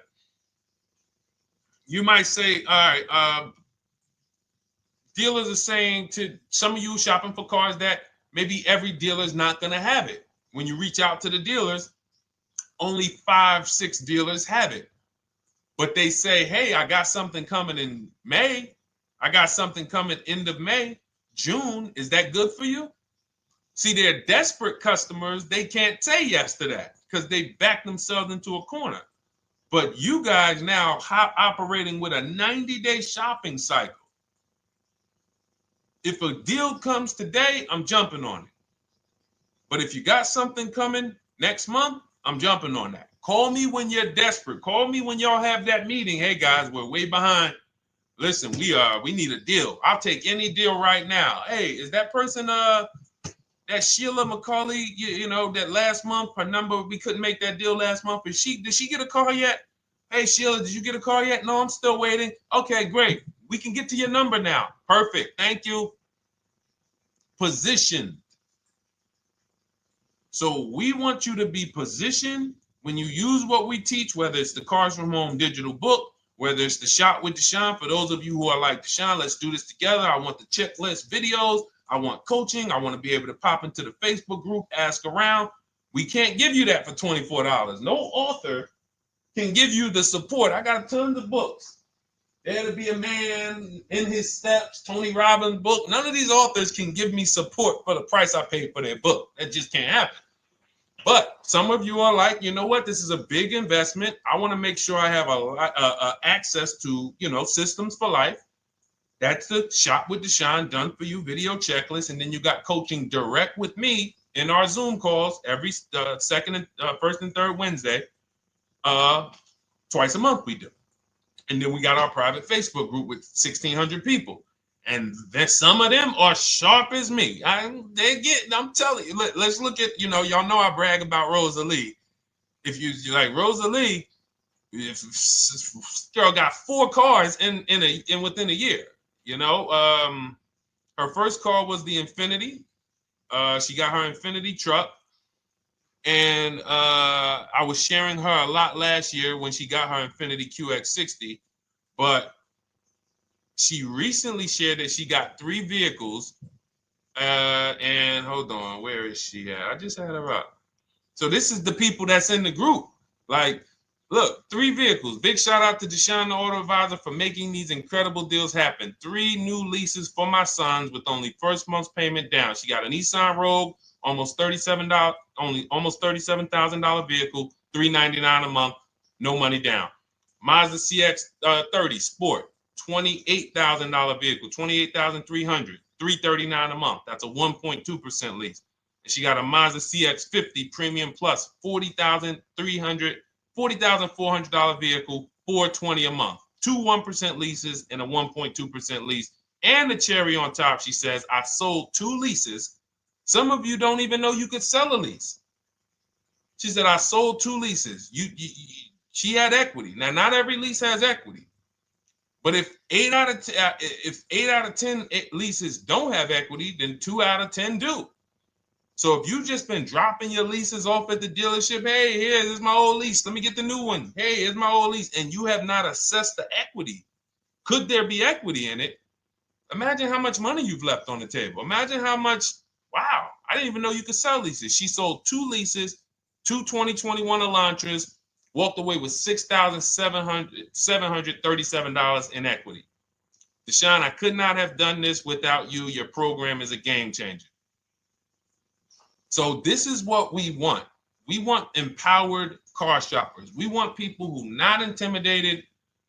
I don't care what this market does, whether I need a new car, used car, whether I got bad credit, whether I'm a high mileage driver, it does not matter. We have strategies to make sure you are going to win in this market or any market. Does not matter. Okay? So, for those of you who don't know, the whole show was sponsored by my new digital book. It's called Cars from Home, 7 Steps to Saving Time, Money, and Avoiding Dealerships. It's 5-star rated. Thank you to everyone who's rated it, reviewed it. It has everything we teach in a step-by-step format. It's normally $97, but as part of our welcome offer, you can get yours for $24 in my TikTok bio, in my Instagram bio. Click that website. It's the carsfromhometoolkit.com. Or we have a link for you guys in the YouTube comments, in the Facebook comments, and you just click the $24 welcome offer, good for 30 minutes. And for those of you who have different learning styles, or if you just want some free advice, we have some links in there for you as well. Whether you are a do-it-yourself type, whether you are do-it-with-me type Deshone, or whether Deshone, I think I qualify for that done-for-you shopping, where I can relax at home and you guys go do that work. Or like I said, you want the free advice, just start with our cheat sheets and you can go from there. Whatever is right for you, you get it done. We just want to move you from anxiety, from, oh, I don't know what to say, from watching people online who call dealers and negotiate. Hey, take off $5,000 so I can have a viral video. And now you're talking to an 80% dealer. So the 80% dealer has the $5,000 to take off. So you look like, hey, yeah, see, I just got them to take off $5,000. We don't negotiate with dealers with fake fees. Like there's a saying, we don't negotiate with terrorists. Cars from home, we don't negotiate with dealers with fake fees. None of that stuff matters. Because what you want us to think is, look, see, I took off all of this money. Don't you want to buy the car now? But you took off the fake money. Had we been talking to a 20% dealer, what money are they taking off? The real money. The real money. So if we have two dealers, well, let's say 8, because y'all know I use the 80%. So the 80% are over here. The 20% are this small group over here that we got to find. Now, the 80% are starting so high that when they take off all the money, it's fake money. We marked up our cars. We got platinum kits on them. We got the Hertz service plans on them, and the Simonized kit and the low, all of that stuff. Okay, so yeah, we done took off 5,000 for you, but 4,000 of it was fake. Meanwhile, this 20%, they don't have the fake. So when they take off 4,000, it's real 4,000. And we over here talking to these people. Hey, take off all that fake money. See, guys, you can do this too. So listen, we bidding is the way to go. You cannot negotiate your way to a below market deal, but you can get bids and it will make your life easier. You'll start to enjoy your car shopping. You'll start to feel like you're empowered. You're the prize. Someone won your business. They won your loan. They won the opportunity to buy your car. You are the prize. So that's what it's about. So we are here Monday through Thursday, 12 noon. Make sure you meet us live or tell your friends and family who are shopping, hey, hop on this show. We're live on TikTok, Instagram, Facebook, and YouTube. But we will broadcast the show for the rest of the day. So those who want to catch up on some things that you may have missed, or if you just jumped on and you're like, whoa, man, I missed a lot. We'll rebroadcast this show for the rest of the day. But tomorrow we'll be back, which will be Tuesday, May 6th, 12 noon. Meet us here live. Thank you so much. Welcome to the new followers. Thank you to everyone who gave me gifts. Thank you to everyone who bought a book. Thank you for those of you who are in Shop with Deshone. I look forward to your success stories. Always a pleasure.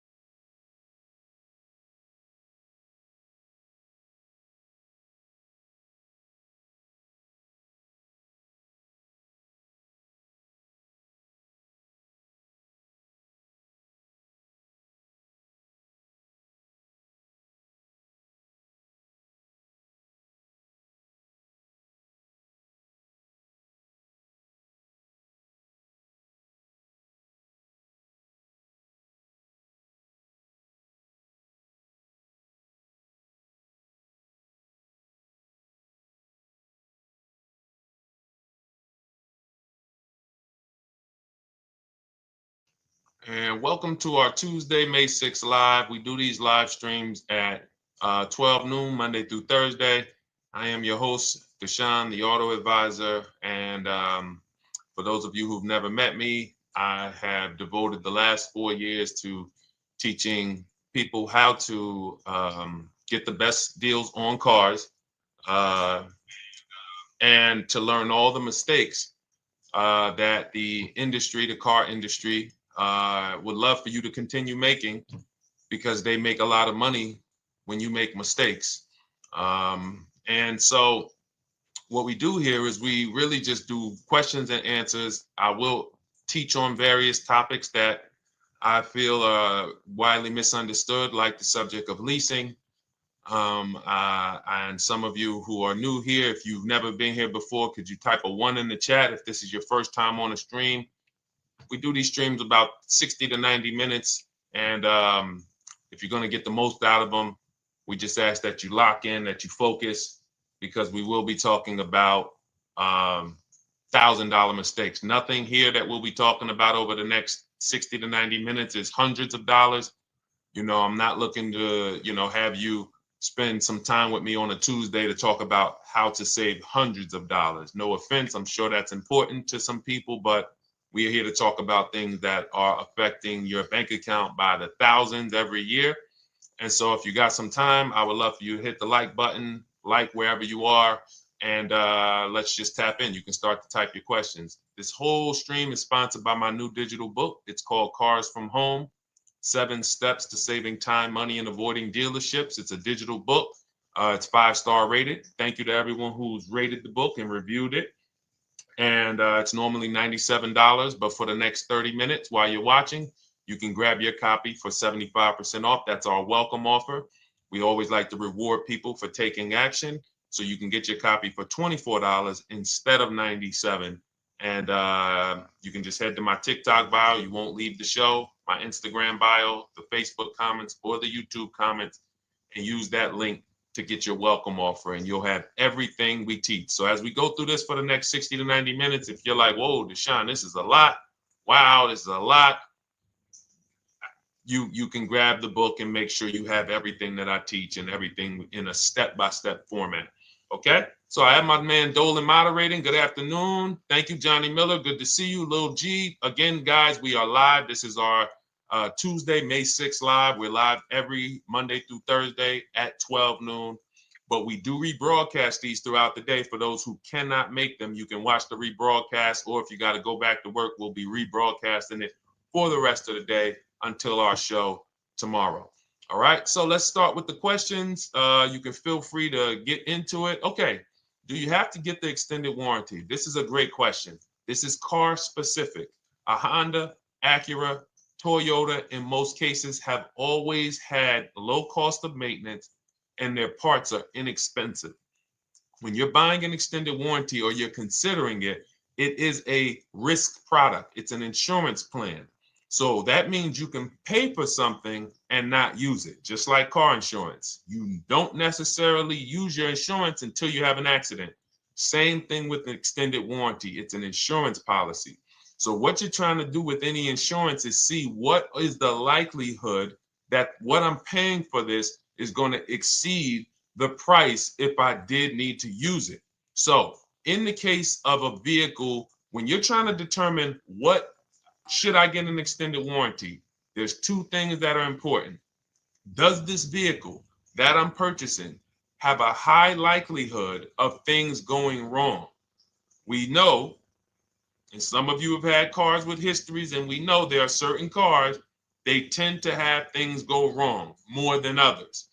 And what I like to do is go right to Google and type in repair cost, because this is the second item that we are looking at. We're looking at average repair cost. So if you're buying a 2010, a 2015 Nissan Altima, 2018, Hyundai Sonata, you go right to Google, you type in 2018 Hyundai Sonata average repair cost.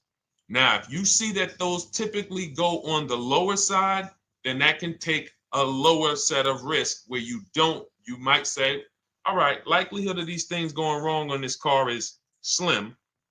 But if you see that the repair cost is on the mid to higher side, that's shifting more risk to if something goes wrong, the cost for you to pay for it out of pocket will probably exceed the warranty. So when I work for Mercedes-Benz, who's new here? Type a 1 in the chat if this is your first time on a stream with us. First time you've ever been here, type a 1 in the chat. First time. What's up, William? What's up, DJ Ant Nice? Good to see you. Maggie, good to see you. Enrique, good to see you. Miko, good to see you. Tetra Washington, good to see you. Jan, good to see you. Claire Clairvoyant, good name. First time, if this is your first time, just type ones in the chat so I know. I don't want to assume anyone knows who the heck I am and what my experience is. Daniel Thompson on Facebook, great to see you. So I worked for Mercedes-Benz for 5 years, General Motors for 5 years, and I ran my own brokerage, my new car brokerage, called Cars from Home. I started it in 2016. Now, when I worked for Mercedes, when people were purchasing a Mercedes, what I would tell them is buy as much warranty as you can afford. Buy as much warranty as you can afford, because I knew that when something breaks on a Mercedes, nothing's under $1,000, and typically it's $2,000-$3,000. So a $4,000 warranty on a Mercedes Benz is usually worth every dime. But at the same time, we have cars that, again, less likely for things to go wrong. And then when things go wrong, if they go wrong, they can typically be repaired inexpensively. Good to see you, Arms Reach. Welcome on Instagram. Shout out to the people checking in live. Great to see you all.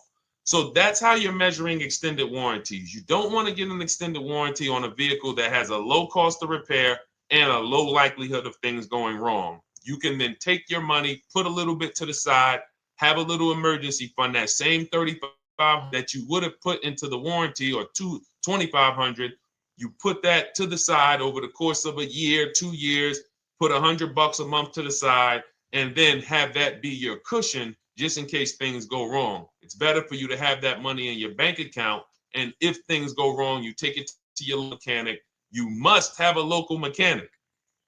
You guys know I swear by local mechanics on cars that don't have warranties. Even if you have a Mercedes-Benz, a BMW, an Audi, something that is typically harder to work on and takes more of a specialized engineer, there are still plenty of places that have those. I mean, there's shops where they used to be Mercedes-Benz techs. Now they have their own shops.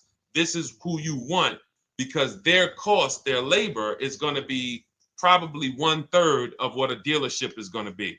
So these are the resources that, again, keep more money in our pocket while getting us the same level of service and experience. Okay, great question. Welcome, Uncle Nene. Good to see you. Uncle Nene. All right, listen. Nicole, good to see you. All right, Dolan, you can pull up the next question. Feel free to start typing your questions. And as we get more questions in, we'll try to get to all of them. You guys know we're not always able to, but we do try to get to all of them. How do I shop around for the best lease deal without affecting my credit? Well, first of all, you're talking to someone who's, just so you know, I've taught thousands of people to lease. I've gotten 7 leases. Now, when we look at what we are doing with a lease, first, we have to consider how we want the information presented to us. We are not letting dealers tell us how they're going to quote us. We are telling the dealers how to quote us. So we are going to have all our quotes. Thank you to everybody hitting the like button. I see you. I appreciate you. And shout out to the sharers. As I see people who share, I always like to give the shout outs to the people who share this broadcast with their friends and their family. And thank you to everyone who's giving gifts on TikTok and Instagram. Appreciate you all. So what we are doing when we're telling a dealership, you give us a quote with first month's payment only out of pocket, 12,000 miles per year, and put all the taxes and fees into the payment, assume tier 1. So we are presenting it now in my book and in my Shop with Deshone programs, my video checklist. I have all the templates. If you're going to do this yourself, you just need to remember how you're presenting this.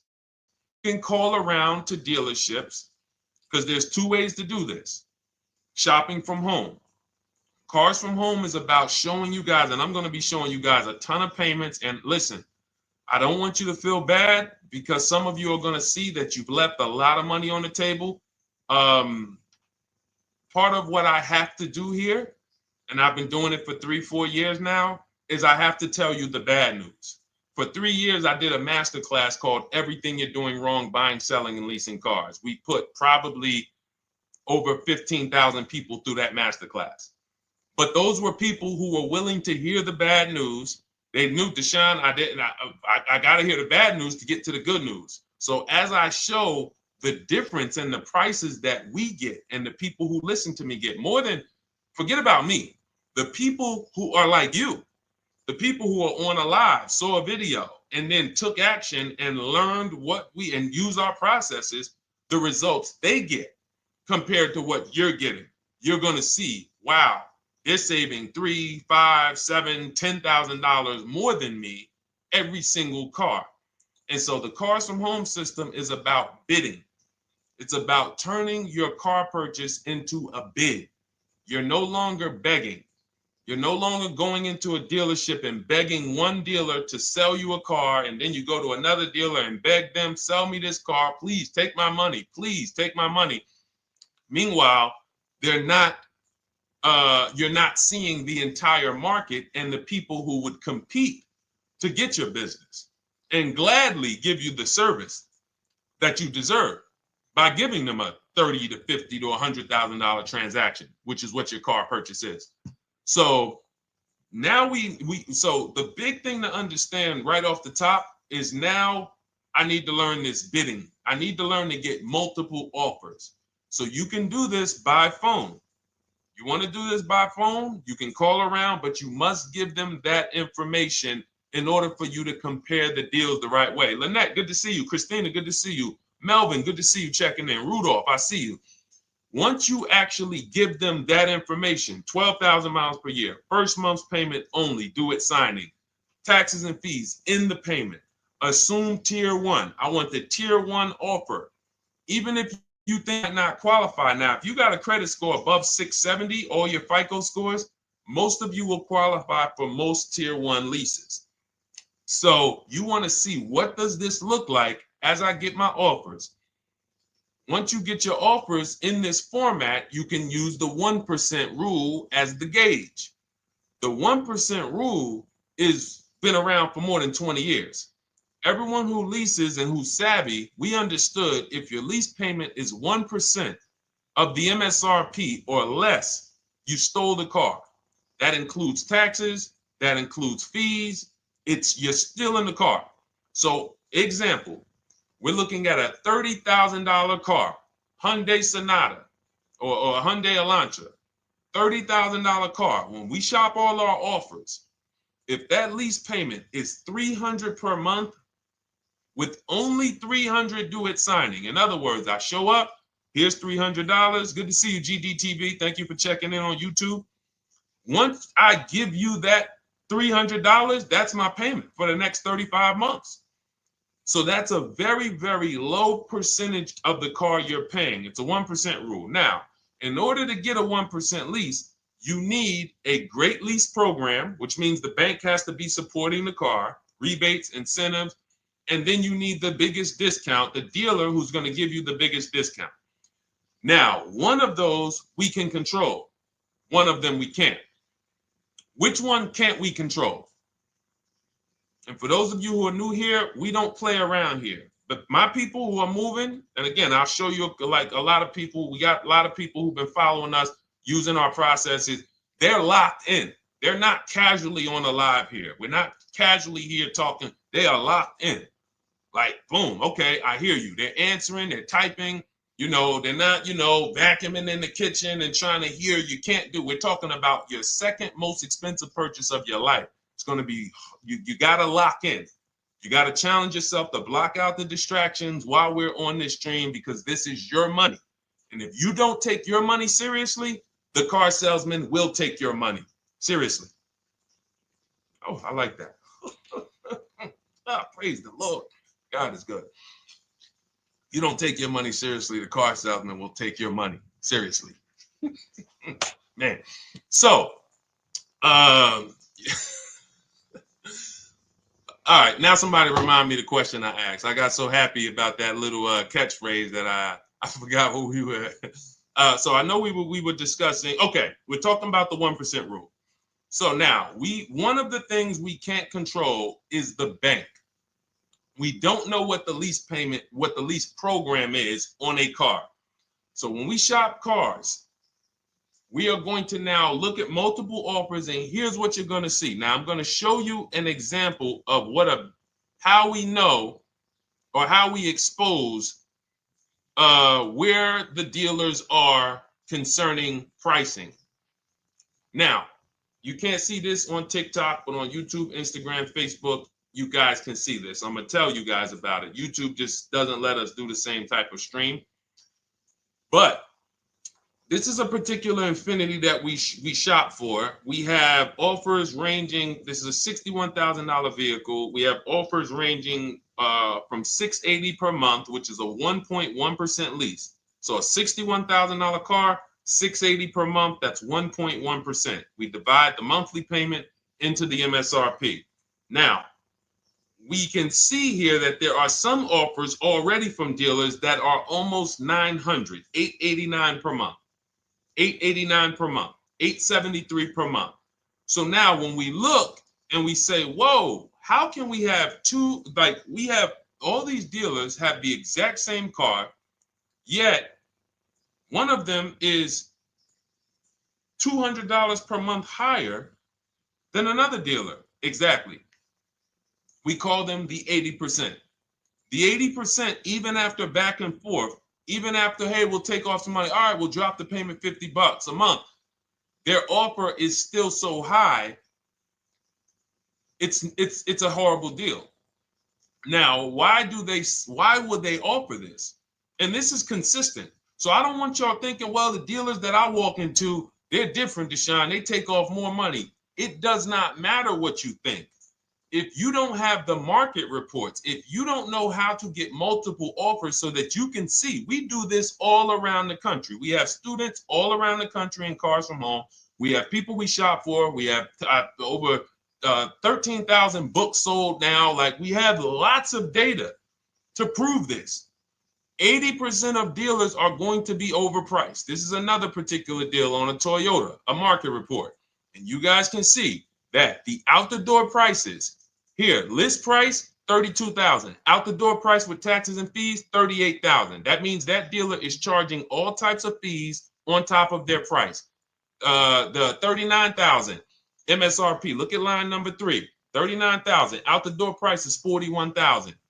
We can see $39,000 out the door includes taxes, includes all the fees. So we can see that these out the door prices in the left, in the right column, are way higher than the MSRP, $35,798. Out the door price is $39,700. But look at the green.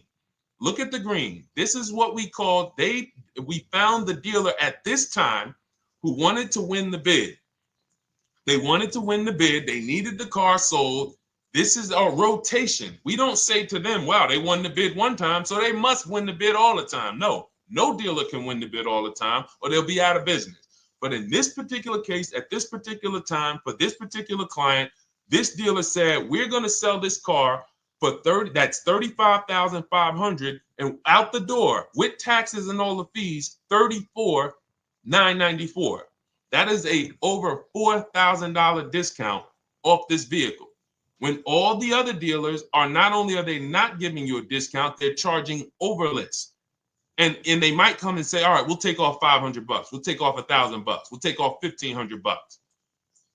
They might start so high with you guys that you think, wow, they started up here and I talked them down. They took off $3,000 from me, but they already were $3,000 in fake fees, protection plans, and all of this padding, dealer adjustments, which is fake fees. So whenever they say, because the dealer gets a minimum of a 6% profit margin, from list to invoice, we have profit. From invoice to holdback to triple net, we have money. That's all the profit margin. On top of that, when we add a dealer adjustment, what we're saying is we're going to sell this car to someone who does not have the skills to find our competition. And they're going to come in, and if we got to take off $2,000 to make them think they won, this is what we're going to do. But what we do here, what people like Brian is going to do, look, just finalize my first ever lease using your system, 2025 Honda HRV, $30,000 vehicle, $395 a month payment. no money down. His initial quote was $434. He ended up using our calculator, which we have in our book and in our program. If we put all our offers into that calculator, it tells us what to counter. He gets that offer for $395. That's his deal. We look at somebody like Wendell. Look, thank you. It's the least I can say for your book, Cars from Home. We're still in the middle of the process. Just sold our car today, like 10 minutes ago, for 30% above value. Why? Because he got bids. Look, using the insights from your book. I've read the book multiple times and told many people about it because it's that good. It's so intuitive and insightful. We'll be moving to the next step soon, and I'll write again. So now you heard him say we're moving to the next step soon. Step 2 in my book is the equity assessment. That's when we get bids for the car we have.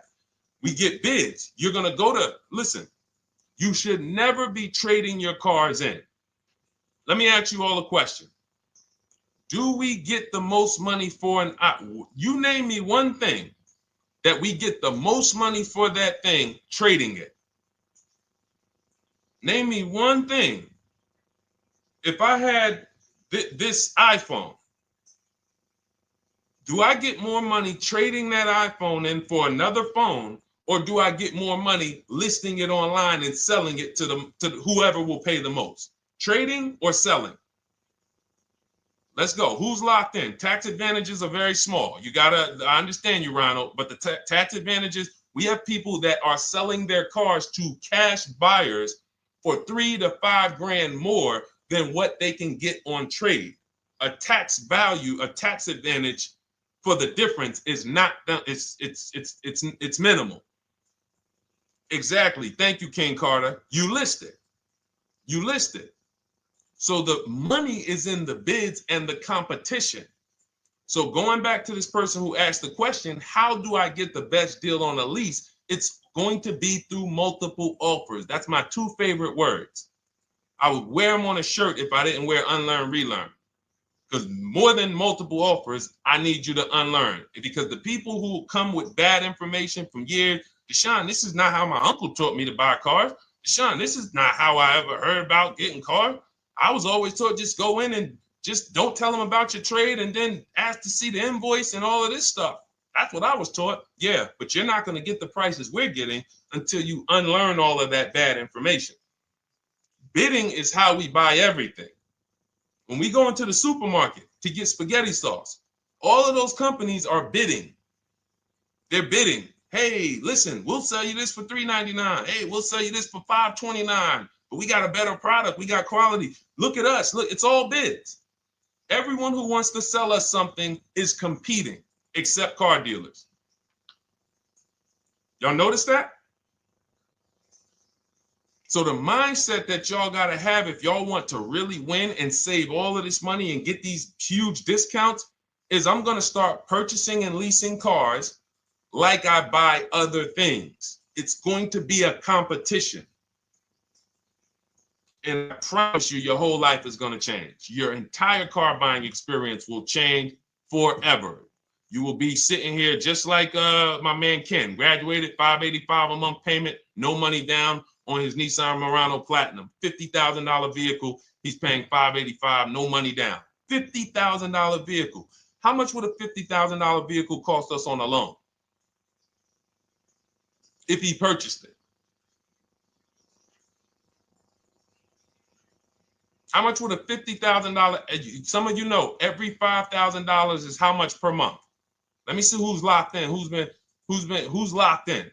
Every $5,000 is how much per month on a loan. I see you, Daniel Thompson. Check in. Good to see you, Dane. Thank you for breaking it down with complete truth. Keeping eyes wide open to know what to exactly expect. There you go, Dane. Welcome. Glad to have you here. We do not play around when it comes to this. All I want you doing is winning with cars, in love with your deals every time you get a car. All right, nobody knows the 5,000. How much is every $5,000 on a car payment? Come on, y'all. These are principles we've been teaching. Thank you, Daniel. $100. Thank you. $100. So we always want to default to a 5-year loan. I'm going to tell you why. when you default to a 5-year loan, you're in a safe position.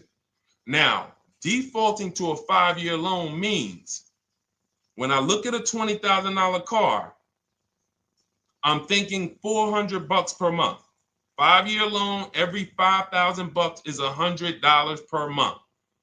If worst case scenario, I'm trying to get a little bit more car, then I'll go to a 6-year loan, but that's the max.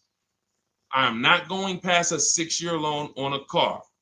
That's like going to a 40-year mortgage on a house. They're available. It's not a good idea. So when we look at these, you say to yourself, wow, a $50,000 car, that should cost him, if he did no, remember, this is a no money down deal. We're just looking at how much money we're putting in these cars. That car would cost him about $1,000 a month if he purchased it, 5-year loan, no money down. Which is why when people purchase their cars, what do they typically do? Come up with a ton of money, 10 grand, 15 grand, 20 grand, because they're going to pay into that car to try to lower that payment, because that payment. But some of us who don't have the down payment, we're financing most or all of the car. But here's the thing. I don't want you to feel bad if you're one of those people who's like, Deshone, I really don't be having those down payments of 10 grand, 15 grand, but I want to drive something quality. Exactly, I hear you. Here's the bad part about the people who are putting 15 grand down on their cars, but they're breaking the 8-year rule. This is what we call in Cars from Home and everything I teach, the most important question is how many years are you going to keep this next car? If it's not 8, then we don't purchase those cars, because here's what happens with people who go into their bank account, slap $15,000 down in a car, and don't keep the cars 8 years. And if anybody's willing to be honest, they will confirm this right here on the stream. When they go to replace that car in 3 years or 4 years, they literally have a little bit of equity. Maybe they're just breaking even. They're not getting that 15 grand back. It's gone. It's gone. Anyone who puts 10 grand down on a car and then comes back in 3 years, 4 years, all right, I had the car 4 years, 5, listen, I'm going to switch this thing up. They still have a payment. They are barely breaking even. Meanwhile, their payment was 400 or 500, almost double what it would have been if they leased a car, got a below market lease, and they drove a car, no warranty after 3 years. They're driving an inferior product. So if it sounds like I'm here to destroy people from purchasing who are not keeping their cars long term, that is the goal. Because as long as you are buying cars that you're not keeping 8 years and you buy them, you turn around and you replace them, you are going to continue to spend way more money than people getting below market leases like Ken and like a lot of other people I'm going to show you on the stream. Lots of other people. Look, dealer American Senior Benefits Plan. He's enrolled with us under his company name. Dealer MSRP on this car was $36,300. 2025 Kia Sport X line. MSR boom 561. Monthly payment is $400. Use the system back and forth. Got $400 a month on a 2025 $36,000 car. Once we put our taxes and fees in that would be a $700+ payment. $700 payment. He's paying $400. And y'all wonder why people are losing cars. $300 more per month to drive the same car? It's ridiculous. Imagine somebody like you, when you learn, now you're pulling up. I'm going to tell y'all one more story, and then we'll go into some more questions, because you might not remember what I'm saying. So those of you who have the book, you got this for the rest of your life. But you will remember, hopefully, a story. I'll tell you about my neighbor. So my neighbor finds out that I'm into this car business and that I educate. And he said, hey, Deshone, I was watching some of your videos and I come across this 8-year rule that you teach. And his wife had actually had a Kia Telluride. Popular vehicles, probably been one of the most popular SUVs, that the Palisade, since 2007, 2019. Super popular vehicles. People were charging $5,000 over sticker for them during the pandemic. People were paying it. We were getting them at discounts. Now, his wife totals the truck. She has an accident, totals the truck. She's fine. Truck is totaled. He was financing it. He said, Deshone, I see this 8-year rule thing, man, and I don't keep my cars 8 years. I said, okay. He said, so I'm thinking I should, like, you're saying I should be shopping for a lease on my next one. I said, exactly. I said, make sure you get multiple offers, because if you just walk in and say, hey, work me up a lease, they'll give you the same payment you had on the purchase. And then they'll tell you something ridiculous that they want you to believe, like, hey, the lease is the same price as the purchase, so you might as well just purchase it. And people believe this stuff. Now, I said, you get multiple offers, stay at home. He calls me, he says, Deshone, I got the new version of the Telluride, new. I'm paying $479 a month. He's $497, and then he said, I think he put down like $1,000, bring it down to $479. $497. He was just paying $800. Do you think anyone can tell him anything about leasing? He's pulling up in the same exact truck. In fact, the newer version. He knows he wasn't going to keep the car long term anyway. He's not going to pay it off and then keep the car and have a paid off Kia Telluride for 10 years. That's not what he does. He keeps them 3 years, 5 years, 7 years, and then he replaces them. So why is he paying $800 a month for years, no warranty, when he could be driving brand new ones for $497 a month, problem free? But as I said, some people are determined to pay more.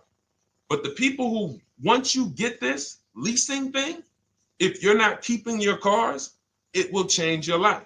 Now, again, I got a car I'm purchasing, we're keeping it. Anything you are buying, keeping 8 years, forget about leasing. It shouldn't be a thing. Who keeps their cars more than 8 years? Let us know. You're an 8+ year person, let us know. In fact, I don't even want to ask, who has a car right now that they've had more than 8 years? And then we'll answer. I want to get Kathy's question too. And then let's get some purchase questions. Let's get some used car questions. Let's get some bank financing questions. We do it all here. But one of the most misunderstood subjects is this leasing thing, and it is costing you guys thousands of dollars every year.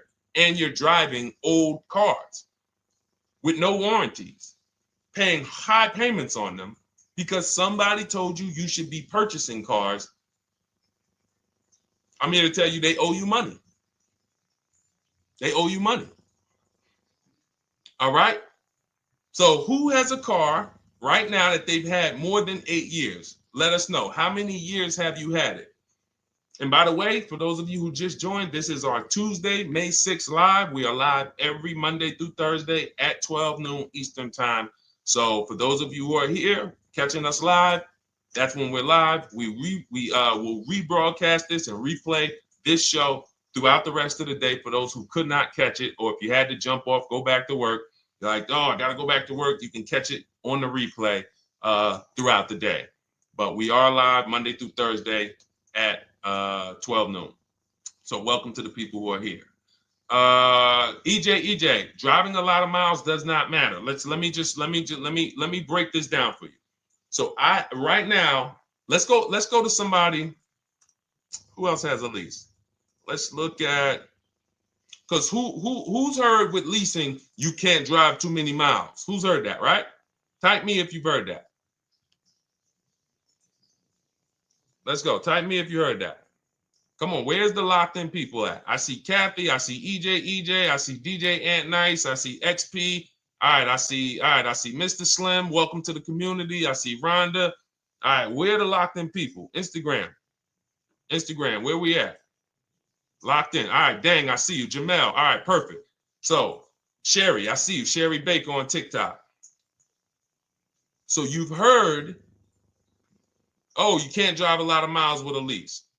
Let's be clear here. You choose the mileage on your lease. It's not selected for you. In fact, the only time it is selected for you is if you don't realize you choose it. That's the only time they're going to choose your mileage for you. If you go in and you do something like, hey, work me up a lease deal, they're probably going to work you up a 10,000 mile a year lease deal. And they're probably going to say, hey, you need $3,000 down, and this is going to be your payment. And next thing you know, it's a high lease, and it's just terrible. Happens all the time. We tell people how to quote us. First payment due at signing, taxes and fees in the payment. So now let's look at a lease, and let me show you what it would look like. So this is Val Boss Lady. She's in our Shop with Deshone program. Everything that you guys know that we're talking about here, if you're like, hey, I really, really want to go deeper, I want the step-by-step, the blueprint, that's my digital book, Cars from Home, 7 Steps to Saving Time, Money, and Avoiding Dealerships. Normally $97. You get a welcome offer. It's 30 minutes because I want to see you win, and you get 75% off for 30 minutes. If you go to my TikTok bio, Instagram bio, YouTube comments, Facebook comments, click those links, and then click that one that says $24 welcome offer. 30 minutes only, reward for taking action. You have everything we teach, the low market leases, the low market purchases, used cars, bank bidding war, making banks and credit unions bid, all of that, $24. You can, somebody emailed me yesterday, said, I'm $15,000 up with what I've learned from you already. And so if you can get it for $24, you can save tons of money for the rest of your life on a $24 investment. In this case, Val's in our, she's more of a wants to do it with me type. Videos, checklist, she doesn't want to read. That's our Shop with Deshone, do it with me program. I coach people. And so she gets a deal on this particular car. Same information, by the way. Not better information here than the book. It's just different learning styles. So she gets a $51,000 electric vehicle, 2025, beautiful vehicle. She's paying 1.16. So her payment on this car, on this $51,000 car, let's continue to make sure we understand the price of these cars. $51,000 car, her payment is $591. No money down. Now, some of you might say, wow, if I got $591, I'd probably put like $3,000 down, bring it down to $499. You could do that. That's how we can do. We can do that because she already got an incredible deal. Then we're just determining how we want to structure our payment. And thank you for everybody sending me gifts. I appreciate you. Thank you for all the badges. I don't take it for granted. And thank you for everyone who's hit the like button. Those of you who are double tapping the screen. Every time you hit something on TikTok, you like it, you double tap the screen, you keep running those likes up. We appreciate you. It does matter. It helps spread the word. So let's say Val wanted, she's a high mileage driver like EJ. Let's say, EJ, how many miles per year do you drive? 20,000, 25,000? Let us know. I'm gonna show you why. In my book, I have 2 strategies for high mileage drivers. I'll tell it to you guys right now. How many miles a year do you drive, EJ? 25,000, 20,000? Those are both high. Let us know. Or if anybody, else, because, anybody else who's a high mileage driver, let us know. How many miles? 26. All right. Thank you, EJ. So let's just round that to 25 for now. Let's just round that to 25. So let's say instead of her $591 payment for a $51,000 car, now you could shop for a $30,000 car and you can have a 1% payment. If it was, a similar deal, you'd be paying $300 a month. In her case, she has a $51,000 car. She probably wanted a nice SUV that looks beautiful, that some other people are paying $1,000 a month for. She's paying $591. But if she wanted to bump it up to 15,000 miles a year, she'd be paying another $30 more per month. She'd be paying $620. Now, if she wanted to bump it up to 20,000 miles per year, she'd be paying probably another $80-90 per month. So she'd probably be paying $700 to drive 20,000 miles per year. Now, let me tell you guys, because some of you guys who are like, yo, man, those payments are high. We're talking about $50,000 cars here. So if you were shopping for a $30,000 car or $35,000 car, naturally, if we took the same exact numbers, let's take a $35,000 car, 1.16 lease. That's a 406 payment, probably $399. So now, in order to go, and let's say you're a high mileage driver, just like EJ, you want to add another 15,000 miles to your lease. You're probably going from 400 to 550 or 575. But you have all the mileage you need. And here's the beautiful thing about that. If I'm paying $175 more per month, but I get all the mileage I want, and when I drop this thing off, I get a new one, I don't have to worry about negative equity, and I put no money down. That is way better than what most people are doing out here, what everyone's doing. Because I'm gonna tell you what most high mileage drivers do who don't put money down. They will go in, buy a car, take a super long loan, 6 years, 7 years, just so they could afford the payment. Now, here's what happens. They drive the car, they put 25,000 miles a year on it. They come back in 3 years or 4 years, and they say, wow, I got 100,000 miles on this thing already. Let me go and swap out the car. What situation are they in at that point, guys? You put 100, you got a 6-year loan, average loan. You drove 25,000 miles per year. You put 100,000 miles on the car in 4 years. You come back, you still have 2 years of payments left. 15 grand negative equity. I used to see it all the time. Thank you, I am rich. Locked in on Instagram. I see you. Locked in. See it all the time. Every car salesman who has dealt with a normal 25,000 mile high mileage driver that does not keep their cars sees it all the time. They come in, yo, man, what you do for a living? Man, yeah, I do DoorDash, I do Uber. Oh man, I work in sales. You know, I'm on the road a lot. You know, I'm here. You know, all right, I want to replace this thing. I got like 110,000 on it. Okay, you still got a loan on it? Yeah. All right, we already know you got negative equity. Then we appraise the car. All right, the car's worth like 7,000. How much you owe? Man, you owe 19,000. All right, well, what can I do? Can you get me into something? Roll that loss all the way over. On top of that, you finance the car, so your payment is high. You finance the whole car, so you're paying a high payment compared to if you had leased, just literally shop for your leases, added your miles to the lease that you needed. You're paying $175 more per month. You got a brand new car. And I'm going to tell you, I did not make this up. I learned this from someone. A lot of what I'm teaching you, I learned from my clients when I was in the dealership.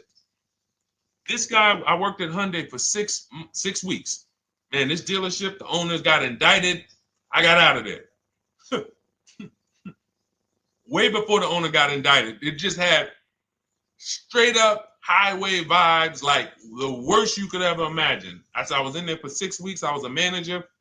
I enjoyed being a manager. We did a lot of deals in my department in 6 weeks. But I said, I am out of this place. Anyway. But I learned something very valuable there. We had a client a customer was returning his lease on his Hyundai Sonata. Guy comes and I'm grounding the lease. I'm doing the paperwork for him. He has 72,000 miles on the car. 72,000 miles. I said, how the heck? I said, you lease this? He said, yeah, I always lease. That's all I do. He said, I used to buy my cars every single time I came. I had to put large down payments, 10 grand, and then I'm still having negative equity when I come to trade it in. I'm having high payments. It's ridiculous. I looked at his payment, and let's say the average payment for a good deal on a Sonata at that time was $300, $325, whatever it was. He was only paying like $550. He was only paying like $150, $175 more per month. He had a 25,000 mile a year lease. And that's what he did. I drive these cars. I'm on the road. Boom, boom, boom. I change my tires. I do my maintenance. 3 years. It's a fixed cost.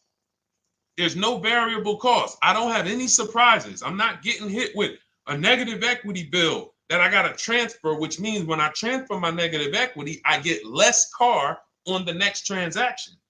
Because if I got to bring over 15 grand of negative equity, that's probably 300 a month that I'm paying for my old car when I get my new car.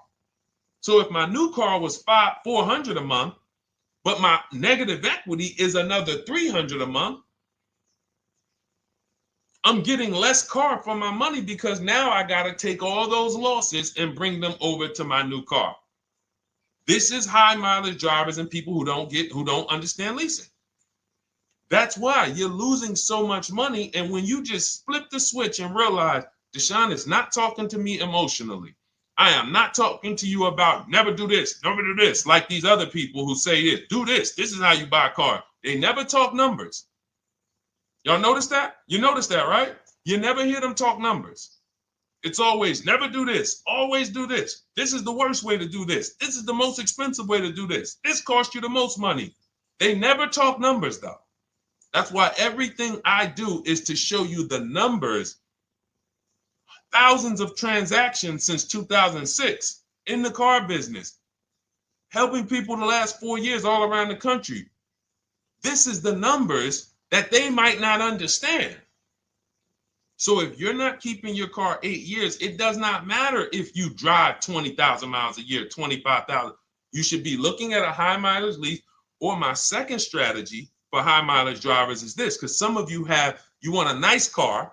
This is for my people who you're like, man, Deshone, I'm on the road. I got my car that I do my work in. I kind of, slep it around. I don't really want to lease something and then put, that wear on it. I got stuff. I'm throwing bags in the back, whatever it may be. There's a strategy we created called 2 cars, 1 payment. And what will happen is your first car will be a purchase.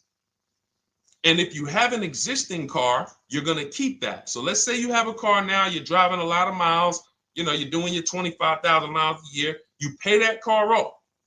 You keep that car, and then you go and you lease you something nice, regular mileage. So you might get a 12,000 mile a year lease, and then you drive 12,000 in your mileage car, 12,000 on your nice car. Because some people are like, I want a car that I could, when I need to go somewhere nice, this is what I want to drive. When I'm with my family, this is what I want to drive. But when I go to work 5 days a week, I'm going to drive my mileage car, 3 or 4 of those days, and then I'll take the lease maybe 1 of those days, and I'm splitting the mileage. You still have 1 payment. It's low.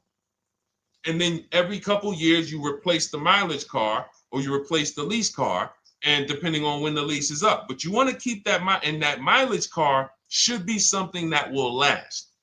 Ideally, something that you can get 200, 300,000 miles a year out of that car. Because that's what that car is there for. Man, I'm hopping in this thing, man. Oh, transmission went out at 170,000 miles. Go get you a rebuilt transmission. Boom, boom, drop it in there for $2 grand. Get another 80,000 miles out of that car, but you still got your lease car, and you're just splitting the mileage. Both of those are short-term strategies for high mileage drivers. That is not for long-term people. If you're a long-term person, I keep my cars 8+ years. Forget about leasing. You should just be finding the best deal, below market purchase, keep the car, something you can keep for 8+ years. You can put 30,000 miles a year on a car 8 years in a row. If you get the right car, and in 8 years, you got 240,000 miles, and then you replace it. Forget about leasing. This is only for you guys not keeping your cars 8 years. You're getting killed on depreciation. You're paying tons of money. This is you are the people who should be leasing. Okay? So everything we're talking about this is the Cars from Home system. We teach this. I'm not freestyling this. This is in my book, digital book, Cars from Home, 7 Steps to Saving Time, Money, and Avoiding Dealerships. We have two strategies for high mileage short-term drivers, 1 strategy for high mileage long-term drivers. And so if you want your copy, you can get it for 75% off. That's our welcome offer to you. As a 30 minutes. Welcome. Thanks for being here. I want to reward you. If you want everything we teach in a step-by-step way, go grab your digital copy. It's in my TikTok bio. It's in my Instagram bio. Click those links. We also got a link in the YouTube comments and the Facebook comments. Grab your copy and make sure as soon as you purchase, screenshot the thank you page. You're going to see thank you for your purchase. screenshot this page because it has my support team's email on there. And then there's a link for you to open the book right there. You can save it right to your computer or right to your phone. Okay, but and we also have a special for those of you who are like Deshone. What about that, video checklist and coaching program? That's lifetime access to my video checklist. You're like, maybe Deshone, I don't really read. I like step-by-step videos. And also, I want to be in your Facebook group. We have 1,600 people before you that are in that group, 2,300 people that are shopping with us that have a lifetime access to our video checklist. We have a $200 special for that welcome offer. And so I'm always about rewarding people for taking action with a special offer. It's limited time though, and so get in where you fit in. All right, let's keep it going. Thank you, Corey. Said amazing knowledge. Thank you. And I'm glad I saw somebody said that's a great idea with the 2 cars. Thank you. It's a great idea. All right. You've convinced me to lease my next vehicle. Awesome. Awesome. Does your service shop for lease terms on the car? Absolutely. If you qualify for done for you, that means you just want to relax. That means we only shop for new cars and leases for people, new purchases and leases. And you have to have a FICO score over 670. But yes, here is a market report that we prepared for a client. Let me put on do not disturb. Here's a market report we prepared for a client. Okay, so I showed you that that's an affinity. We didn't even finish that. We had just started for this client. But this is, do I have one here? No. Do I have a lease market report here? Yeah, right here. So that's an example of what a Kia, this is a particular Kia lease where their best offer was a 1.27 offer. Now, here's how you know you found the bottom of the market. And again, whether you're using the book or whether you're calling around, again, you can call around to do this. The key is not going into dealerships. You cannot do this going in. Once you get your offers, you know you found the bottom when your best offer is between $150 to $200 less per month than your worst offer.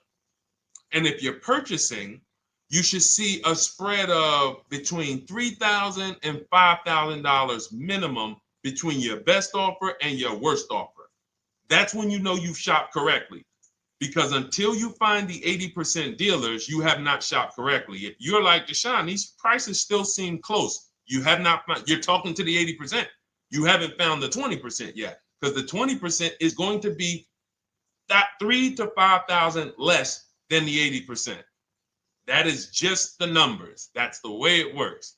So yes, so when some cars you're going to see that the lease program won't allow for a 1.1% lease. The best offer, like we've shopped Hyundai Palisades for years, and I got my dad one back in November, and his best offer is like around 1.3, 1.28. That's the best I've ever seen on a Palisade. I've never seen a 1.1 on a Palisade. I've had people in our Charles, some of you know, I posted pictures of him when he got his Palisade last year. We clear out the old pictures because we got a bunch of new people with 2025. So we're not going to sit here and talk about 2024s anymore. We got Ken, we got Melissa, we got Sheree, we got a bunch of new people, just Ralph. We're not going to, but I do remember posting Charles who got his Palisade and he's like, he shopped, used the system, got his multiple offers. Best deal was 1.3. So that's where it comes in at because of the lease program. That dealer is already taken off to win the bid, probably taking off $5-6 grand. But if they don't have more rebates and more incentives and a better, then it's not going to lead to a 1% lease. So the 1% leases come from major incentives. Maybe sometimes they have too many of the vehicles. They want to move them. Lots of bank support. But what I tell you is you should be looking for between 1.25 and 1.5. That's how you should budget for a lease, between 1.25 and 1.5. That's a great deal. And if it has a really aggressive lease program, once you get your bids, you're going to see it fall under the 1.25. You see it fall into 1.1, 1.2. but we don't know what the lease program will be until after we shop for that vehicle. Okay? So yes, absolutely. It's an empowering way to shop. It's also fun because you can see, man, I'm not begging anymore. Like these people are like, please do business with me. Please do business with me. And then you start to feel bad for everybody who's still in those dealerships doing it the old way because they're talking to the 80%. There's no way they can win. They don't even know there is an 80% to realize that's who they're talking to. So when the dealer says, all right, I'll take off $4,000, they're like, wow, I won. Man, the dealer took off $4,000. But if they saw the whole market, they would understand that that dealer actually is overpriced by $7,000, $10,000. So taking off the $4,000 means nothing. It's just sad. It's a sad thing. And that's why I spend my time trying to convert you guys from negotiating one-to-one to getting multiple offers so that you can see for yourself. All right. Thank you, Julie, name Richardson. Thank you for sharing. XP got the number 2 gifted badge. Forgive me because I don't really know what that means, but I just know that's what it's saying. So I appreciate it. Thank you, Corey22. Sherry Baker, thank you so much. Number 1 gifted badge. All right, let's go to some more questions. We got some more questions. Dolan, I'm sure you got a lot of them. And what I'm going to do for the rest of the broadcast is just try to do rapid fire questions and answers. Okay. And if you guys want me to go deeper on any particular subject, then just feel free to say, hey, could you go deeper on that? How do you get a car loan with bad credit? Well, we have a resource. It's not our company. We have nothing to do with them. But we always try to stay up to speed on who's financing people with bad credit, because the goal is you don't want a dealer controlling your financing. Somebody just came up to me. He's a neighbor. He's like, aren't you in the car business? I said, well, yes and no. He's like, well, listen, I got a connected Acura. Anybody you send me, they get anybody approved, I'll give you $1,000. I said, okay, cool. Thanks for the information. For them to give me $1,000 just for sending the customer, and he's also a middleman, he's not a salesman, how much money are they making on the customers? If they're going to give me $1,000 just for sending someone with bad credit to them, how much are they making on the deal? Arms Reach, congratulations. Just got my book. You use it when, please send me your email testimonial. Well, as you use it, just as you do your equity assess, everything, email me. Congratulations. How much are they making? We can imagine, right? If they're giving me $1,000 just for bringing them the customer. So this is what happens when you let the dealership control the loan. Because why do we separate? All right, I'm gonna break something down I call the 3 pillars of great car deals. Three pillars.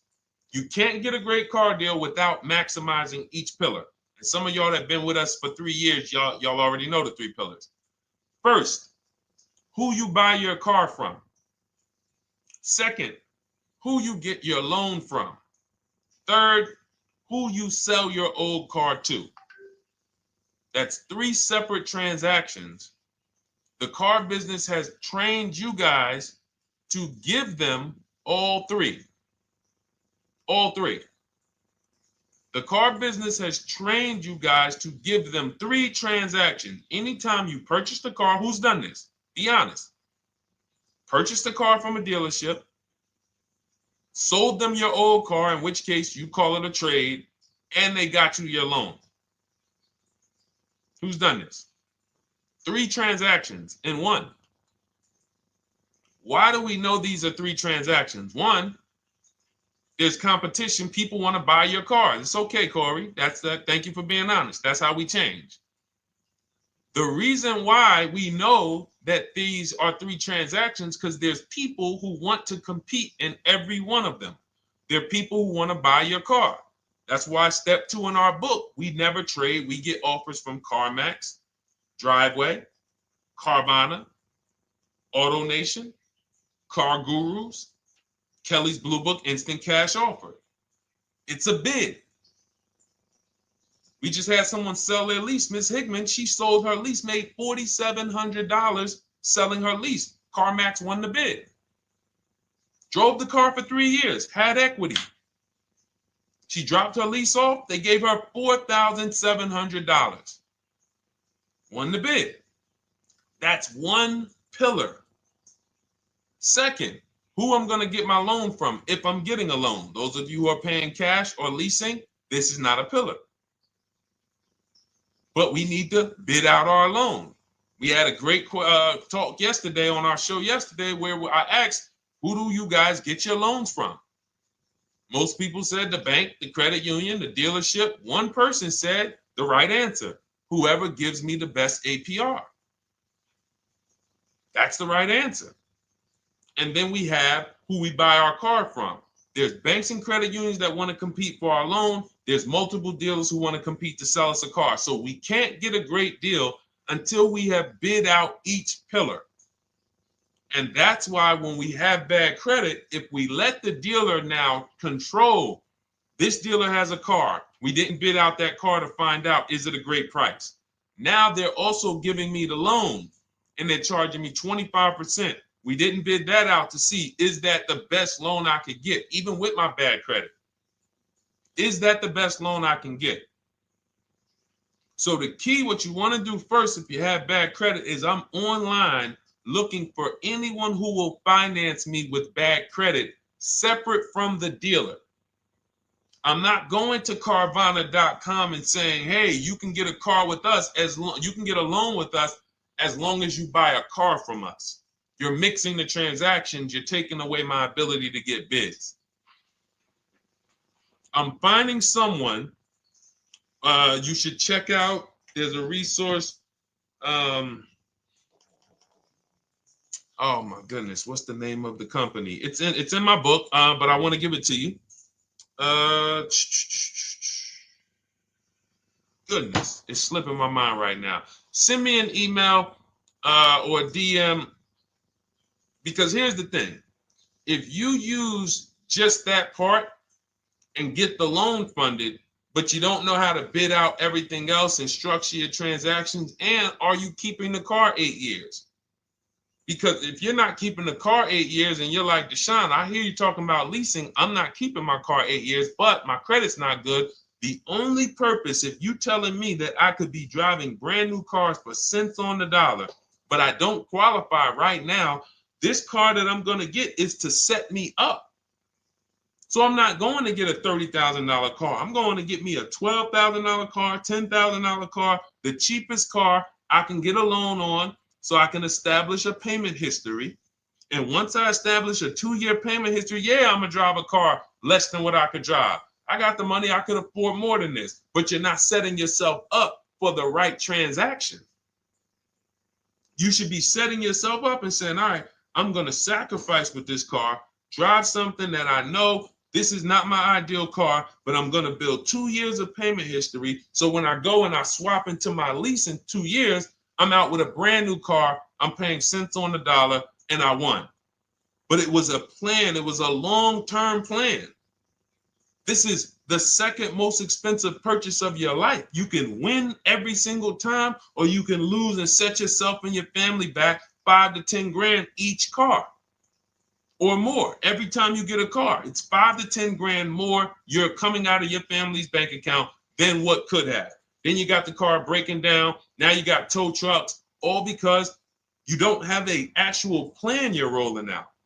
And that's what I see a lot of people do with bad credit. Oh man, I got bad credit. I'm just going to go and get me something. I could afford $600 a month. And they go and buy the most expensive car.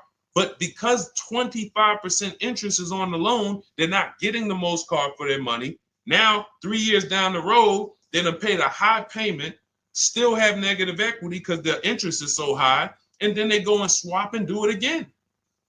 And because the payment's so high and the car is older, because they want something fancy, but they really can't get that because, again, the interest is high. That's eating into their budget.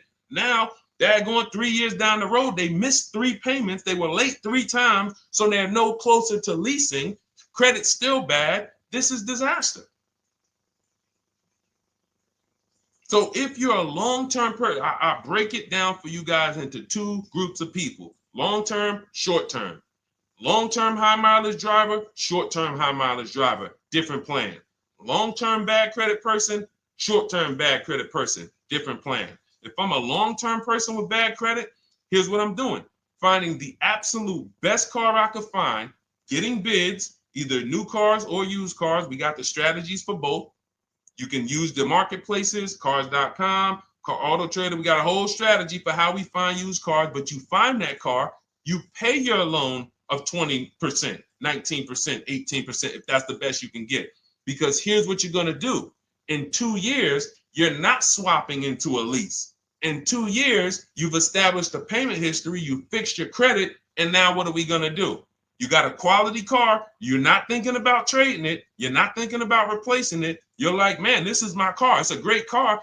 I'm just paying daggone 20% interest. What do I do now after 2 years? Now that my credit is good because I got a quality car, dependable car, I'm focused on fixing my credit over 2 years. What am I going to do after 2 years? Anybody?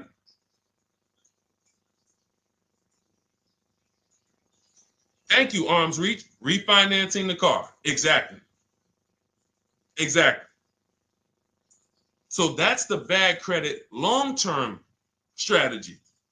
Great car, dependable car, car's not going to break. This car is going to last me 10 years. Right now, when I bought it, 20% interest rate. That was where my credit was. But I worked on my credit. Boom. I'm a 690 now. I'm a 720 now. I'm refinancing that into a short-term, into a shorter-term loan, and I won. Pay this thing off, and I'm going to keep it. Nothing to talk about leasing. Leasing only comes into play where the 8-year rule is concerned. I'm not keeping this next car 8 years. I should be setting myself up to lease, or I should be leasing. That's how I'm going to save the most money, keep the most money in my bank account, have the best car. Not even close. Not even close. All the wins for the purchasers are after 8 years. People who are like, man, Deshone, I got a car, man. I had this thing 12 years, man. It's been paid off for 6 years. I ain't had a payment. I love it. Long-term purchaser. You won. You won. Who's in that situation? Who has a car outside that they've had for more than a decade? Paid off. You can give it to your son. You can give it to your daughter. It's an extra car. That's purchasing. That's the wins. That's what we call the reward stage of purchasing. But you got to get there. All right. All right, let's go. A lot more questions. We got probably another 20 minutes we'll stay on, so let's keep it moving. But again, Lend Buzz, that's the company. Lend, Lendbuzz. They started, I started seeing them about 18 months, 2 years ago, and they were loaning to people with, international students, people who didn't have credit. You want to try to find a place that will fund you independent of the dealership. That is what your goal is at all times. Independent of the dealership. Here, you qualify based on your income and your credit. You qualify for $18,000. Go find a car now. That is what you want. You don't want people mixing the bank loan with the car and two pillars that they are controlling. We're controlling the price of this car. We're controlling your interest rate. We don't want that. Yep, exactly, Cindy. For those who just joined, this is our Tuesday, May 6th live. We do these lives Monday through Thursday at 12 noon, so you can tell your friends, family. We wanted to now come up with a constant and consistent time where I can meet with you guys. If you don't have, if you can't stay the whole broadcast, we will replay these throughout the day because sometimes people got to jet back to work. They're watching us on the lunch break. You can catch up on the whole rest of the show throughout the day, all the way up until tomorrow, and then over the weekend, we'll play a whole compilation of all the shows for people who really want to dig in and hear all the questions that we answered throughout the week on, Monday through Thursday. But if you want to join us live, set your calendar, set an alarm, meet us on any channel. We're on TikTok, Instagram, Facebook, and YouTube on the Deshone the Auto Advisor channels, 12 noon, Monday through Thursday. All right. Let's go. Next question, Dolan. All right. What are your thoughts on purchasing used versus new? It's a great question, Kathy. For me, it's a matter of budget and values. It's only a matter of values if you can afford both. So if you can get everything you want in a new car for your budget, everything you want, everything that you need, and you can afford it in a new car, you have the option to choose both. So it becomes a matter of values. In my book, I teach, are you a person who's like, I want to reward myself. I only get a new car every decade. I'm going to keep this thing 10 years. I want the latest and greatest. Therefore, I'm going to shop and get the best offer, get me a below market purchase. Because y'all notice I always put in a caveat of a below market purchase, below market lease. That's all we're talking about here with Cars from Home.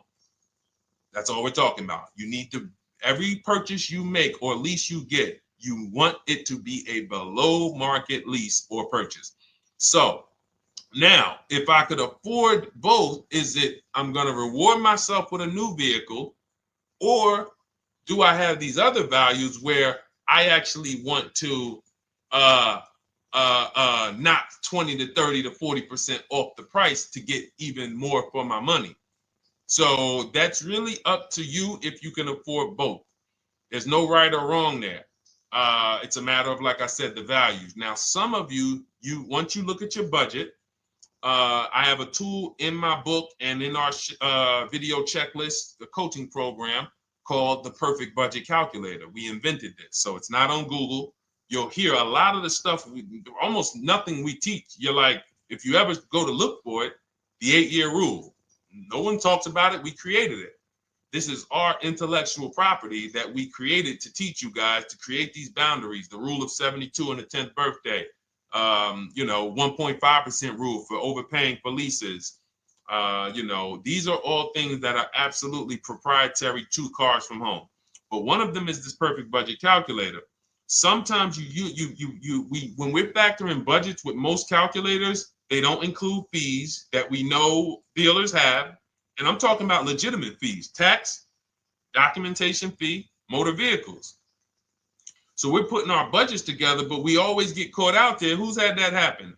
You got it all figured out. You get to the dealership, you bought the car, and they're like, well, what are you going to do with the fees? Because you got $3,000 in taxes and fees. And you're like, whoa, where'd that come from? Sometimes they're lying and sometimes it's legit. But none of these calculators factor in the fees and everything like that. So we created this Perfect Budget Calculator that does. But here's the thing. Once you find out what your budget is, even if you're budgeting with a normal calculator, just add a couple thousand to account for the taxes and the fees. But you might see, I can't get everything I want in a new car for this budget. Everything I need, I can't get for this $24,000, in which case I need to go and look for a pre-owned one.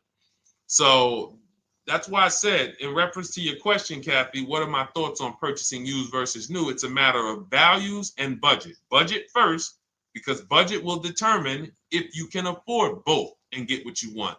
But if you can afford both and get what you want, then it's a matter of values. Okay?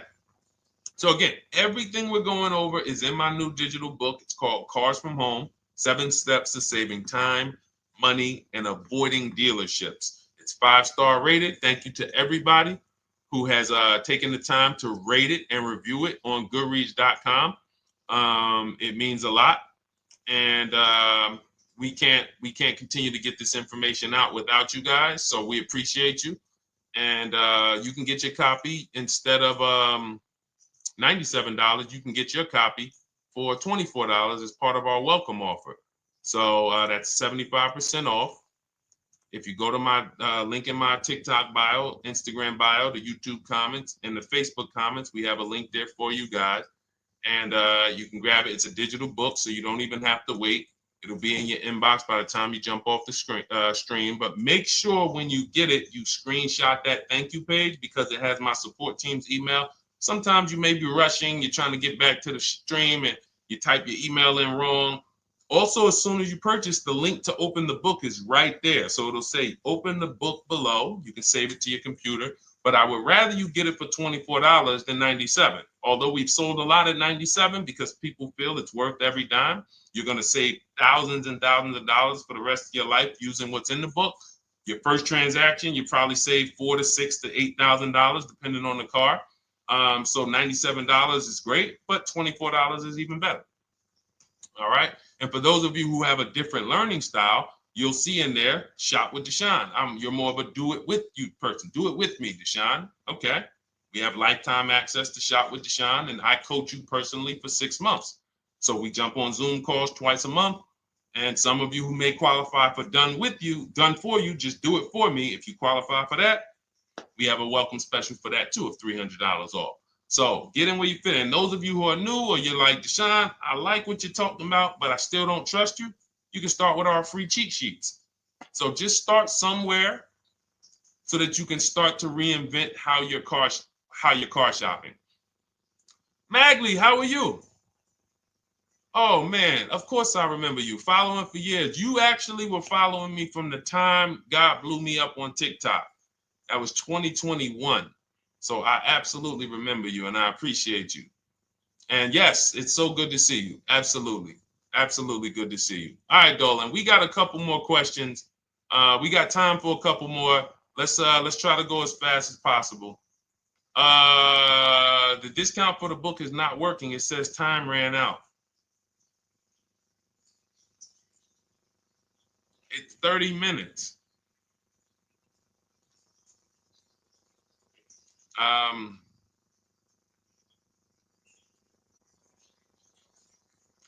don't know. I don't know. Y'all help me out. I don't know what to do with that. I'm sorry. If the welcome offer for $24 was not really 30 minutes, then that means I'm just lying to you. You know what I mean? I'm just like, oh yeah, it's 30 minutes, but come back in 2 hours and it'll still be, you know what I mean? It's, start with the cheat sheets. You know what I'm saying? Like start with the cheat sheets. Get yourself your free cheat sheets, and start there. And when you feel better about working with us in some capacity, you go to the next step. Start with the free cheat sheets. All right, let's go, Dolan. So I'm a new driver. Should I be looking to be an 8-year person or a lease person? Well, I'll tell you this. I got 3 young adults. 2 my daughter, my daughter who's 18, my niece who's 20, and then a young man that I, basically like a son to me who's in the Navy and he's 21. Well, he'll be 21 this year. So he's 20. Now, they all called me in the last 3 months because my daughter's getting her license. My daughter didn't call me. She's getting her license in the next, in June. And we've all talked about this. How should I get this car? Now, my situation when I was 22, I'd already bought a $500 Mitsubishi Eclipse. Transmission went out on me probably after 6 months. And then I bought a buy here, pay here car. This is before I got into the car business. I got into the car business, I was 22, working for Pontiac GMC Buick.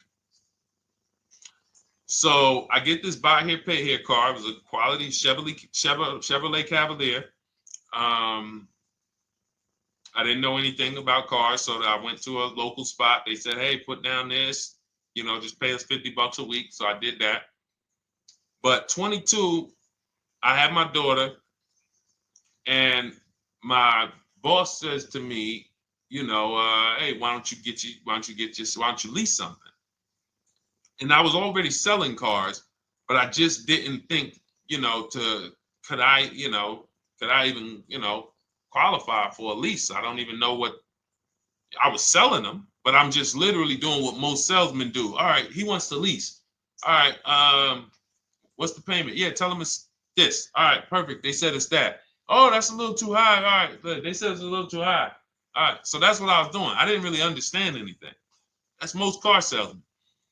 So I end up getting a Pontiac G6. I'm 22. I paid $256 a month. Now, it would have been less, but I didn't get a tier 1 approval because I didn't have, I think my credit was like mid sixes at that point. And you know, you really want to be over 670 to get most of the tier 1 approvals. But it would only raise my payment maybe 25 bucks. Wasn't a lot. Now I'm 22. I'm driving a brand new 2007. It's still 2006. 2007. I'm pulling up, brand new car, full warranty, $256 a month. At the same time, I have a friend, got a vehicle, Toyota, financed it, went in. She had, you know, we had our, she had a young child, a little older than us, maybe 1 or 2 years older than us. And then she goes and she purchases a car. $500 a month. She didn't get ripped. That's what a $20,000, $22,000 car costs. She got a Corolla. $500 a month. We're 22. Plus insurance. This is enough to break a young person, young family. I'm paying $256. She's paying $500. That right there. When I tell people that story, it's amazing to me how many people will say, Deshone, when I got my first car, my parents took me out. We financed this car. We financed this. I was paying $400, $500, $600 a month. Whether the parents were paying some of it, or they were paying some of it, or they were paying all of it. Thank you, Kathy. Appreciate you sharing. So this is what all of them, all three, well, 2 of them. I don't know about the young man. Because his parents.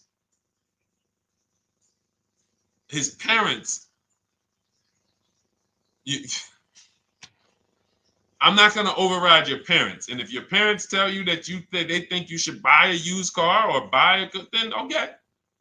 But I'm just telling you, when you see my daughter and you see my niece pull up in brand new cars and they have low payments and they don't have to worry about getting stranded on the road, hey, call the tow truck. Do we still have a warranty on this thing? So I would be telling, again, 8-year rule. Because if I've had young people in their early 20s who are like, I'm not even into cars. Like, I'm going to buy this and I'm going to keep this car. Like, I'll keep it 8, 10 years. I don't. And I've had some people who they know when they get a better job, when they move to this, they're going to start a family. They're probably not going to keep the car 8 years. So it still goes back to the 8-year rule. Always. Always. Most young people, most people should be leasing their cars. That's how I did very well throughout my 20s. Praise the Lord, because I did not have high car payments. I didn't have cars breaking down on me where I had to be like, oh man, couldn't get to work today. Not many 20-year-olds, 23-year-olds are keeping cars 8 years. So when you're putting them in used cars, you're really setting them up for failure in a lot of cases, compared to if they were just leasing, getting look, because some people be like, wow, are $300 car payments still out there? Oh yeah, they're still out there. Just you just are shopping for the right car. I know India had her look, Rosalie, she's in our Done With You video checklist and coaching program, like Cars from Home. She's, you know, this is our Facebook group she's commenting from. 3 vehicles she got, all for her sons, all of them. A Nissan Rogue, $399 a month. That's a $36,600 car. She got a Mazda CX-30. That's a $28,200 car. Payments $339 a month. $339 a month. And then she got a Mazda CX-50 for her other son, $40,000. On top, we haven't even talked about the equity and leases and selling leases and, you know, really maximizing the equity, because she said she got $6,700 selling 2 of the old leases. $6,700. Drove the cars for 3 years, had equity, bid it out, sold 2 of them, $6,700. You're probably like, Deshone, I didn't even know you could sell a lease. My question is, how much has that cost you? So when you're looking at investing in anything we're doing, be it my book, be it Shop with Deshone, our video checklist and coaching, be it our Done For You program. One thing that we do covers everything. Your first deal, if you're moving, you're gonna be like, shoot, I got everything I just invested back times 10. That's what we hold ourselves accountable to. Just her equity alone, she made $6,700 selling 2 cars. Didn't even know I could sell leases, and I just put $6,700 in my pocket selling 2 leases. Whoa. So $300 payments. Those would be perfect cars for young people. $339, that's with no money down. Imagine if she wanted to put another $2,500 down, bring the payment down to, $275. This is the way to be moving. And those of you who are getting this, are you getting this? If you're getting this, type some dollar signs. Who's getting this? Who's getting this? Type dollar signs in the chat. Who's getting it? Let's go. Who's locked in? All right. I see you, Mario. I see you, Dane. I see you, Terry Carter. I see you. Who's getting this? Who else is getting it? Who else is locked in?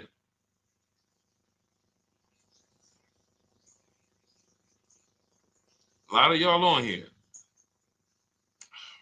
Listen. I see you, DJ and Nice. I see you, Arms Reach. And I can tell the people that's locked in because they be like, all right, Deshone, you said you're here for 90 minutes. I know we got about 3 minutes left. I mean, I'm hanging for this whole thing. I don't want to miss anything. Shout out to the people that are locked in. All right. Go ahead, Dolan. Should the out-the-door price include your trade? First of all, that's a curse word. All right, we're going to go back to that because I got out of saying that for a while. We do not trade cars. So you probably just popped in maybe about 30 minutes ago on the stream. We were talking about the 3 pillars of great car deals: who you buy your car from, who you sell your car to, who you get your loan from. You in order to get a great deal, a below market deal, you must get a great deal from each one, which means you bid out each one. I bid out, got multiple offers for who I was going to buy my car from. I got multiple offers for who I was going to get my loan from. I got multiple offers for who I was going to sell my car to. I bid out everything, therefore I got my great deal. If you bid out this, but you don't bid out this, and somebody you get an interest rate of 7.1 when you could have got an interest rate of 5.2, you lost $2,000. Depending on the cost of your loan, how much you're financing, you lost $2,000. Yeah, you did a bid on who you bought the car from, or you didn't bid out your trade, therefore you didn't find the highest bidder. You traded your car for 14. Another bidder would have paid you 18. You lost $4,000. So you got to bid out everything. That's why we do not trade. The only people that have to trade are people with a lot of negative equity who can't pay off the difference. And that's why I am the reason for negative equity is not understanding leasing. You buy your cars, take out loans, switch the car. Negative equity. It's literally the reason for negative equity is I should have leased, but I didn't. Now I have negative equity because I'm replacing this car with a loan still on it. So out the door price will not include your other car. And if I was trading a car, then yes, the out the door price would include the trade. But because we do not trade cars, our out the door prices don't include the trade. Let me show you an example of what our out the door prices look like. So these are some spreadsheets for our Done For You program where we shop for clients. You can see here, this is we shop for a Subaru for this particular client. In this case, look, and you can see the MSRPs for this car is an inexpensive car, $27,000, $26,000. Look at the out the door prices, 29, 30, 30, 29, 29. These are all out the door prices with the taxes and fees. So you can see these dealers are giving either no discount or a little discount. 27 out the door price is 30,000. But look at the winner. Look at the winner. This particular dealer won the bid at this particular time They're not going to win the bid all the time. In this particular case, they needed the unit. $27,900 is the MSRP. Out the door price is $27,463. The out the door price is lower than the MSRP. How? Because they took off almost $4,000 in discounts. Almost $4,000 in discount. So every time you shop for your used cars or new cars, this is how you should be shopping. If you're not leasing, this is how you should be shopping. I'm getting multiple offers, out the door prices, comparing who gave me the best offer. Who gave me the best offer? Oh, look, Daniel Thompson said, D, I'm bidding out to sell my car and got a $4,000 swing from the lowest to the highest bid. This is the people who you listen. If I can bring them on and have them talk, they would be talking to y'all about how different this is. I didn't bring you here on a Tuesday afternoon, or you're not watching this. If you're watching the replay later on Tuesday, or maybe, Wednesday morning, we go live at 12 noon, Monday through Thursday. So we replay the show just for everyone who missed it. You can send all your friends, family, go to Deshone the Auto Advisor's pages, watch the replay from today's show. But they know this is, I didn't bring you here to talk to you about hundreds of dollars. We are talking thousands of dollars at all times. There is never anything that we talk about that is hundreds. Let someone else talk to you about how you can save a couple hundred more per month. We might be talking about hundreds per month. That might be the only time we're talking about hundreds, $200 per month. But other than that, which equals thousands. We're not here to figure out how we're going to save $50 this month. No, this is big, huge money. So thank you, Daniel. Thank you for tapping in with that information. So, all right, listen, guys. Everything we teach is in a step-by-step format, because when it's not step-by-step, you'll get overwhelmed. When it's step-by-step, you can challenge yourself to stay right on this step, check it off, move to the next step. Check it off, move to the next step. Step 7 in our Cars from Home process is delivery. Step 6 is paperwork. Step 1 is the most important question, which is the 8-year rule. It's literally called the most important question. 8-year rule. How many years are you keeping the next car? Step 2 is the equity assessment. That's why you heard Wendell in his book testimonial. He said, I just completed the equity assessment and we got 30% more than the book value. Bidding it out. He said, I'm about to move to the next step. So everything we teach is step. Step 3 is deal structure, where we budget and we see, all right, how much car can we afford? What does a good deal look like? Step 4, we go shopping, which is choosing what we want. Shopping, looking, doing. We're not buying it. We're shopping the market. We're test driving. We are literally choosing what we want. Shopping, enjoying shopping. Step 5 is multiple offers. That's when we're in talking to dealers online, getting offers, getting bids. Step 6 is paperwork and protection to make sure that the offer we got is legit. We tied it up. Paperwork is right. We go over extended warranties, tire and wheel, maintenance plans. Do we need them? Key protection. Do we need any of this stuff? And step 7 is delivery. It is a step-by-step path. That is how people win. They're not coming into some college to learn how to be a car salesman or to learn everything I know. No, it's a path. So if you want the blueprint in book form, that's my digital book, Cars from Home, 7 Steps of Saving Time, Money, and Avoiding Dealerships. Normally $97, part of our 30-minute welcome offer. You can get yours for $24 in my TikTok bio, Instagram bio, the YouTube comments, and the Facebook comments. Click those links and then click the special $24 welcome offer. It's good for 30 minutes. And you'll save 75%. If for those of you who are like, Deshone, what about that video checklist? That is our Shop Done With You program. Cars from Home, done with you. You get lifetime access to everything we teach, all our below market videos, and it's short videos. I want you guys getting cars in 90 minutes. 90 minutes. Not shopping. The shopping might take you longer. Deciding what you want, you might be doing that for 2 months. But once you decide what you want, I want you to be able to get below market deals in 90 minutes. That's how I do it. We're not hours and hours to get these car deals. Some of these deals we make in literally 45 minutes over a 3-day period. So that is how we do it. And you'll have access to our coaching program. We do Zoom calls twice a month, first and third Wednesday. And you have a Facebook group with 1,600 people in it that have come before you in the last 3 years. And then for those of you who qualify for shop with done for me, just do it for me, Deshone. New cars, new cars and leases only. Credit score has to be over 670 FICO. Book a call with our team. Let's see if we can help you. All of those have welcome specials. The book is 75% off welcome special.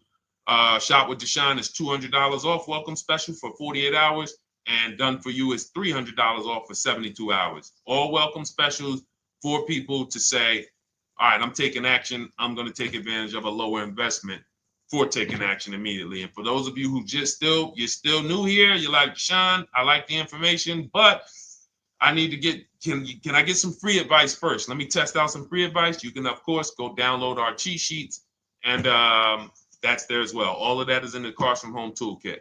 So always a pleasure. We will be back tomorrow, 12 noon. Please mark your calendars, tell your friends, bring a friend, and we'll continue to, we'll continue to do what we do and try to make sure you guys have everything you need to win every car you get. I want you sending pictures with the numbers. You know you've done it right when every car you get, you have pictures with the numbers. You know people who purchase cars all the time, all post their pictures. Hey, had to upgrade. Oh, just got this. Hey, had to treat myself. Oh, watch it now. But you never see the numbers because they really are not confident in the numbers. They don't want to talk about the numbers. Everybody who shops with us, whether you're getting our book, whether you're using our stuff, and sometimes people who they piece together my social media videos and they'll get it done. But they are sending the numbers. Look at what I paid for this car. Not only did I get a great car, but look at the deal I got on the car. That's when you know, all right, you understand this thing. All right, have a great day, y'all. See you tomorrow. And if you couldn't make the whole broadcast, feel free to watch the replay. We'll be replaying it throughout the day until tomorrow's show. All right, have a great day, y'all. Thank you. God bless you.